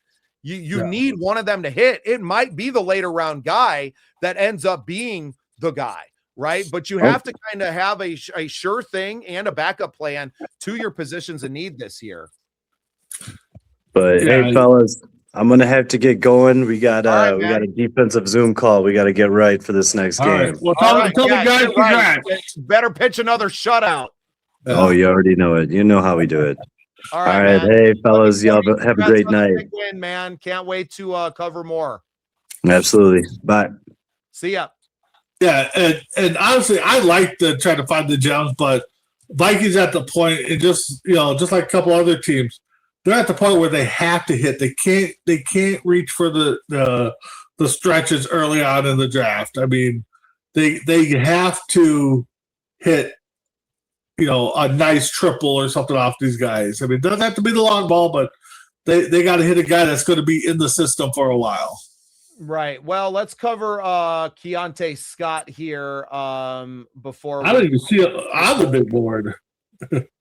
Crazy. Well, yeah, I mean, we're getting down to the top 5, and he's a safety nickel here is what they had. So you're talking about guys they're sliding here. So yeah, Keontae they got him on the big board as a corner right now at 39. So okay, so Keontae Scott of Miami is a modern hybrid defensive back, part safety, part nickel, part matchup piece. He's long time in the slot, rotated deep, and even been used as a blitzer, putting up solid tackle production and a couple of interceptions. What you love is the versatility. He can cover shifty slots, hold up in zone, and still be effective near the line of scrimmage. In today's NFL, where you're defending spread looks and tight ends who move like wideouts, Scott gives a coordinator a ton of flexibility on the chalkboard. So once again, yeah, they have him as a corner, number 39. He's in range. Don't be surprised. I know we kind of have him as a safety on our talk tonight, but don't be surprised if this is a pick in that 2nd round for the Vikings and somebody that they're going after. But and that's the thing too. He can play safety. He can play the nickel. He can play the corner. Heck, oh man, sounds like a B-flow freaking dream, man. Yeah, you might even be able to slide him in at linebacker on with certain teams and coverages and stuff. So I always like the guys that can play 2-3 different positions. So I'd be all in on this guy. Later in the second day, move up. But right now we named off 10 guys. 1, 2 maybe might be out of the reach for the Vikings, but definitely 8 of them are going to be sitting there with Minnesota picking, and we might get 2-3 of them, like you said. Unless they reach for Caleb Downs. I mean, I think we're going to come out with a good couple DBs here. It feels like the people that we've talked about, that 6 of these guys at least are in play for the Vikings, right? Yeah. Or maybe more, right? Yeah. It may be 8 of the 10, and Cody threw in a few others as well, later round picks. I just had GPT to put me to give me the top 5 corners, top 5 safeties, give me a little profile on them, and let's I would say, I mean, Downs is probably your stretch. I mean, yes, he's probably everybody's eyeing him and see where he's going to go. And of course, if he falls at 18 and you don't lose nothing, you're taking him. I mean, unless, like you said, unless something seriously comes out from it. But if he falls to you on your lap at 18, you might as well just think Santa Claus and, say, yep. That's not happen, man. Too many people that don't even need him would be picking him ahead of that place. It would be a massive trade up and a huge surprise if Caleb Downs ended up, with the Vikings. But that's what we're here. We're here to talk about scenarios and what it may take for them to do. And I'm not into reaching and trading up for a guy that is that hybrid. If he falls to you and the other guys are gone, I think you're happy to take him. Speaking about the Keontae Scott, I think if he kind of falls to us in that second round, in that spot we're picking in, what I say, 45 or 49, right? That. I would rather see them. I want to see them get a lockdown corner. I mean, to me, that's really that first pick that I want to see them make, or one of these safeties that are going to be a long-term starter at that, kind of strong safety role. So to me, you have your A and Bs on both. And if you end up with your 1B in either the corner or the safety in the first round, you have to take them. And that's my take on it. Like, you have to take one of those 4 players that we have in that range in that first round. And then the second round guy becomes one of these other players that we've talked about that are in that, that secondary, right? That are in that range, that match up with what we're doing. And, and again, we're only talking 2 positions right now. There's still, to me, these are the top 2 needs. I think exactly. Focus needs to be put on this. You have to get them right. You have to fill them. I don't think that it's outside of these things, and the running back talk, running backs, like Jordan Mason is your starter, I think. And you're getting maybe a young guy in the 3rd or 4th round to fill in and to hopefully give you some carries at that. I think that's where they need to go. Metellus and Ward, guys still on this team, right? I feel you, Norsefius, that you're looking for guys that can go and do the job now. You're looking for role players in a specific position so you can move Metellus and Ward back into their hybrid spots, because asking Metellus to be your all-time free safety this year wasn't working, right? It was pulling him out of what he did good. He was your hybrid guy to come in, be able to cover a tight end, but also be able to be someone that you can drop into coverage and maybe get in there and to come up with a lot of tackles. So, what I want to see is them to get a true outside corner first, or a true strong safety, and hopefully both. I mean, the dream scenario is that you fill both of those needs with your first 2 picks, and then you're kind of how the rest of the draft goes. Who gives a shit? If you feel like you got 2 starters on the defensive secondary out of the first and second rounds, you are very, very happy with how your draft went, regardless of how the rest of the draft goes. Well, and that's the thing too, is, like you said, you get 2, starters in the first 2 rounds. You still got that draft capital. If there's a 3rd guy sneaking around late, that second round, early third, you may want to move up and get that 3rd, stud on the defense. I think the Vikings are going to be focusing a lot on defense. The one thing that hurts the Vikings right now is we have to bank on these draft picks. We can't be like, oh, we can draft this guy, but yet we go out and get person A from the free agent market because we got cap value. Right now we have no cap value. So anybody talking about free agents coming here, show me how, and I'll be all for it. But right now we're so far over the cap that we have to bank on these guys being and get some playing time in 2026-27. So Yeah, and I know that center was a need on that list as well. I think they're pretty confident that they maybe have something there or a veteran presence. They're going to make room. There's deals to be made to get them under cap compliance. It was pretty easy to do. When I watched Purple Daily go through and do their kind of big board and initial thing, it was relatively easy with a few cuts to get cap compliant and to have enough money to sign all of your draft picks, right? So I think that's going to be very easy. Now, I think the hard conversations are you trying to restructure a Hawkinson deal? Are you trying to restructure an Aaron Jones? I think both of those guys are probably cooked as far as what it is, especially with Jones kind of suffering that ankle injury at the end of the year. The guy's 31, 32. Something like that, It's tough. I think my money would be Jones is, gone. Hutchison. As much as we sponsor his copy, TJ Hawkinson's probably going to be a cap casualty unless they can restructure and get a lot of that money back. Addison, I think we all agree that we'd be okay with him taking a step away. Does Addison turn into another second round or third round pick, right? Exactly. Now that we know that the charges got dropped, if you could get a second out of Jordan Addison, I think you're taking it all day.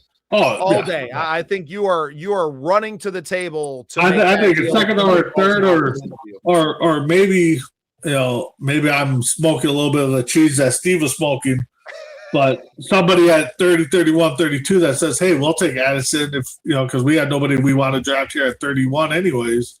So, maybe, but I love this time of year. I just, all this talk and the combine's coming up here, a couple weeks, I think, the senior game, and then, and honestly, I'm one that I kind of hate the combine too at the same time because you're judging these guys without pads on, they're hitting, can they shuffle this way, in the interview process. I mean, to me, we got all the film on them, but I mean, this just hypes up more. It gets a lot of people talking. Steve will probably still be talking up a storm up until the Packers pick their kicker this year. So, and right now, Norsefius, we have 3 day 2 picks. So we have 49, 82, and 97, a 1 second and 2/3. And if we could trade back possibly at 82, because that's the 18th, and maybe get a couple of players that are in that range, maybe trading up one of these 2, we have a 5th, a 6th, and 2 7ths. I don't know what that would look like. I think if you can trade Addison for a second, I think you're likely to get to 4. I think we can get 4 day 2 picks. I don't think 5 or 6 is a possibility, but I think Addison can net you. He's going to get you a 2. If you could squeeze somebody for a second and a late third, or even a second and a 4th, I think that would be massive. I mean, he was a first round talent. He still has the speed. You're definitely trying to fleece a team. I think if you're asking for a second and a 4th, of which I don't think you're really trying to. I don't think you're trying to fleece a team. I think you just try to find that team that is like, hey, we've done good with rehabilitating these players or giving this player a second chance, or we just don't give a shit. Yeah. I mean, I think we brought it up. The Raiders would probably be the perfect place for this guy to land, or Dallas. But Addison, I mean, I don't want to see him off the team, but. We talked about before. If you got to get rid of the headache. Yeah, I mean, headache-wise, yes, we want him off the team. But talent-wise, no, we don't want him off the team. But we have to get rid of the headache. I only really want to see him gone if you're able to make a deal with Speedy. Like, if you're able to get in right now, and maybe those are talks that are ongoing right now where you are talking and like, hey, buddy, like, we got the chemistry. We got things going. We know you had a great year. Like, we really want to keep you here. We want you to be our – we want you to be wide receiver 2, or 2-3 slotted in there, because we just don't have the cap space to go and get a wide receiver 2 right now. And to me, Jordan Addison hasn't played like a number 2 for a couple of years. No. So I don't think he's that guy. And with the off the field issues, I just don't think he's worth the headache. I don't And then think we you're going to still get a have- 1-for-1 trade with him to get another, wide receiver 2 in the building. So you trade him for another day 2 pick. Maybe there's a wide receiver in the second round that you have your eye on that we can talk about. I know I've said that, we're not going to draft a wide receiver out here, but if you see, but again, too, we also had the rookie we drafted last year in Felton. That's a wide receiver, that they get another much small, speedy guy, though, right? Yeah. Felton's a smaller guy. I feel like you have a lot of that, a lot of these guys that are in that, which I see as more of a wide receiver 3 role. Like that's what I'm saying. Because we got we talked about at the cornerback position, right? All the cornerbacks are over 6 foot tall. So you can't put a guy on the outside that is matching up against someone who's 2 inches taller than he is and can run just as fast. No, that's the whole thing. I mean, we all know that right now JJ is your number 1. He ain't going nowhere. No matter how many people can throw out great. No matter how many times Steve is trying to trade him, it's not happening, dude. Yeah, no. I mean, right now, to me, there's only a handful of players that are untouchable right now on the Vikings. You're anybody calls for any of them, you're listening. You're hanging up the phone if it's a JJ or if it's the kicker or even McCarthy. I might even hang up on. I love that on this team, the kicker is a hard no. We're like, exactly, not happening. Exactly, but. Not happening. Yeah. B, since you got the big board and everything pulled up, who are the wide receivers that we'll kind of be talking about next? Give me the top 5 wide receivers on the big board. On the big board, we're going to talk about next week. Yeah. So on the big board, we got Arizona State's wide receiver Jordan Tyson. He's the 1st overall on the wide receiver side, but 9th overall on the big board. You got Ohio State's Cardell Tate, 6'3". Oh, wait, let's go back. So, Tyson's 6'2". Tate's 6'3", 195 out of Ohio State. He's ranked number 11th overall, 2nd as a receiver. You got Mikey Lemon out of USC, 5'11", 195. So, again, now you're thinking, receiver number 3, return guy. 15th ranked overall, 3rd on the wide receiver side. Number 4, Denzel Boston from Washington, 6'4", 205. Overall rank on the big board is 24th. Position-wise, he's ranked 4th. Definitely like the size on that. I can't wait to see here the recap on him. And then number 5 is Zachariah Branch, 5'10", 180 out of Georgia, 31st overall rank, and then 5th on the position. So those are your top 5 receivers as of today. Yeah, and I mean, the only one that I feel like is really in play there is the one, was it from, what did you say, Boston, BC? The 6'4" kid? Oh, from Washington, yeah. Washington. Denzel Boston, yeah. Let me just pull up his stats here. So last year he had 11 touchdowns, 881 yards, 62 receptions. He's only a junior, so you're looking at what, 20, 21, 20, 19, 20? But He'll so probably far get a little bit bigger. Yeah. I mean, to me, that's like an AJ Brown kind of model that you're hoping he can grow into. Yeah, so I mean, the last two seasons, last year, 62 receptions, 881. The year before that, 63 receptions, 834 yards, 11 touchdowns, 9 touchdowns in 2024. So definitely a guy that hasn't played much in college. Out there in Washington, wasn't it? Wasn't he the quarterback the last few years? Yeah, I think so. You could be right on that one. So, but definitely a guy that can put ball on, averages, 13 to 14 yards per reception. He's in play around that Vikings. I think that maybe becomes a tough conversation because of the value of the wide receiver picks. I would prefer that they get the cornerback because I think it's more of a need. But I'm guessing those are going to be where KOC and B-Flow are butting heads and going back and forth, is a big-bodied receiver or the shutdown corner. And if both those guys are on the board at that time, It'd be interesting to see what they do. I think we've already mentioned the names of who's going to be the Vikings first round pick in our show tonight, whether it's at the safety, the cornerback, or possibly that wide receiver. I don't sleep on that. Don't sleep on someone like that being in that position. I would see them probably wait until the second round, possibly get someone that's a little more developmental because you have a speedy and you don't need there. You need someone that can be serviceable out on that wide receiver 2 side. The only way I see the Vikings take this guy in the first round is, like you said, their top defensive guy, the defensive backs are gone. Yeah, all of them. And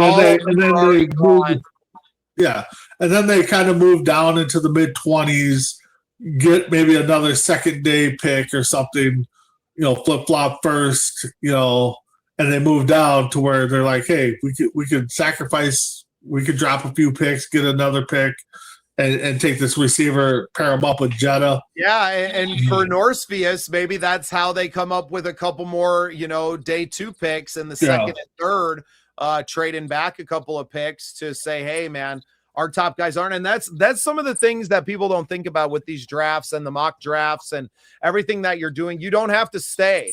And if the guys that you really want and you're looking at how do we improve our team, and it could be this player, and then getting more picks could be that third option, right? Yep. To go, hey, we don't even care about who we draft in those next 5 guys, right? Yeah. We're willing to move back 5 spots, and another team is willing to give us a second and a third to move up from the bottom and from the 30s up to that spot. The talks become interesting at that point. So because you got to think the teams that are drafting, 20 to 30 or 25 to 30, their team's solid, but they also got to look for the future too and be like, hey, our guys are getting older, so maybe we do want to sacrifice and move up a little bit. Where and their players that have gone to the playoffs now are getting more expensive. Right. And I think that's something that a lot of people miss on as well. And that could be something too, as much as you don't trade within the division, maybe that's something the Vikes Bears talk about and flip-flopping picks, and we move down and, they get their guy. I mean, they're not getting downs like Kevin wants, but,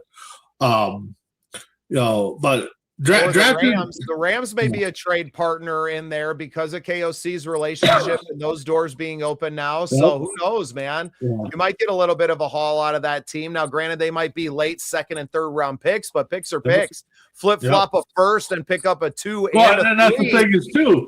Now you got the 5, maybe 6 if you trade Addison, and it's playing right into Norsevius's scenario. Well, and that's the whole thing too is Addison might fit with the Niners, with the way they like to run these gadget plays and stuff like that. Maybe that's something he fits into.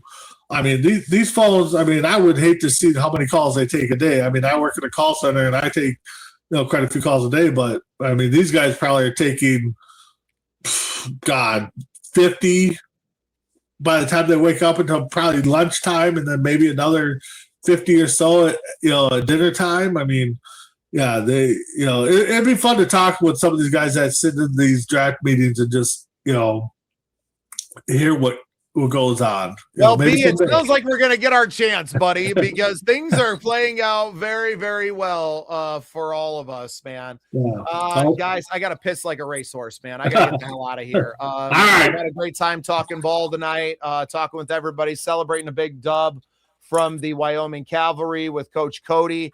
We got some new graphics. I don't know if you guys have been checking these out, but we got some new stuff. I actually like the other one you sent me. I like the one with the we'll go through them all, dog. I don't even care. Well, you gotta go take care of a little bit of your own business, but we got this one with the ships. Did you like this one? Yeah, I like that one.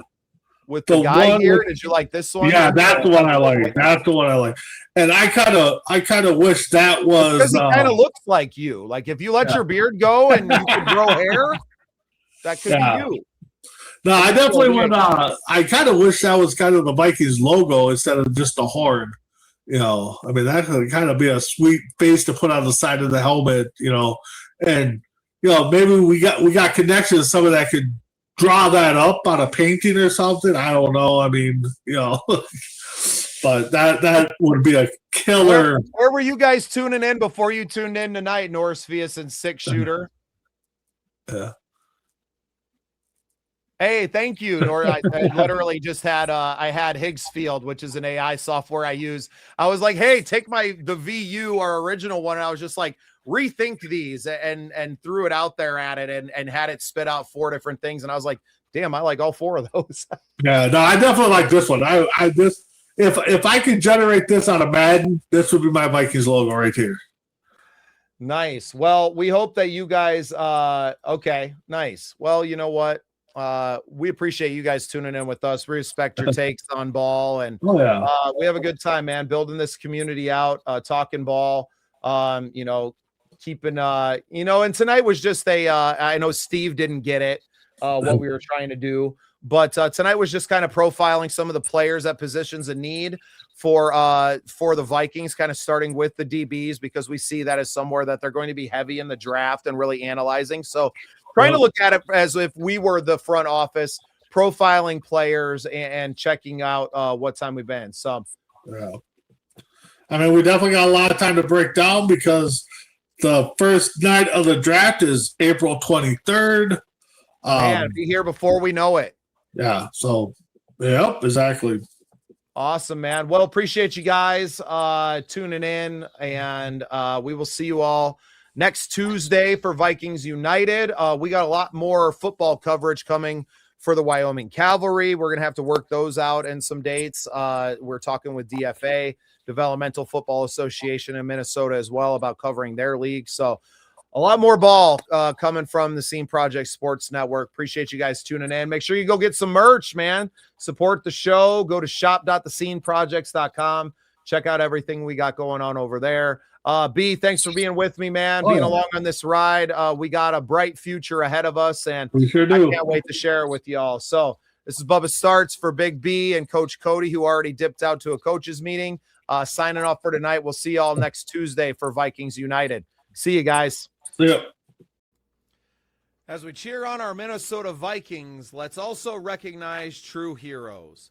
Pillars of Valor Coffee isn't just about exceptional taste. It's a veteran-owned company with a powerful mission. With every purchase, you're directly contributing to programs that empower and support veterans and first responders. Imagine starting your day with a rich, bold coffee that also fuels a vital cause. Pillars of Valor Coffee is dedicated to making a tangible impact, honoring those who've served our nation and communities. Join them in their mission. Visit pillarsofvalor.com to learn more and get your bag today. Pillars of Valor Coffee. Great coffee, greater purpose.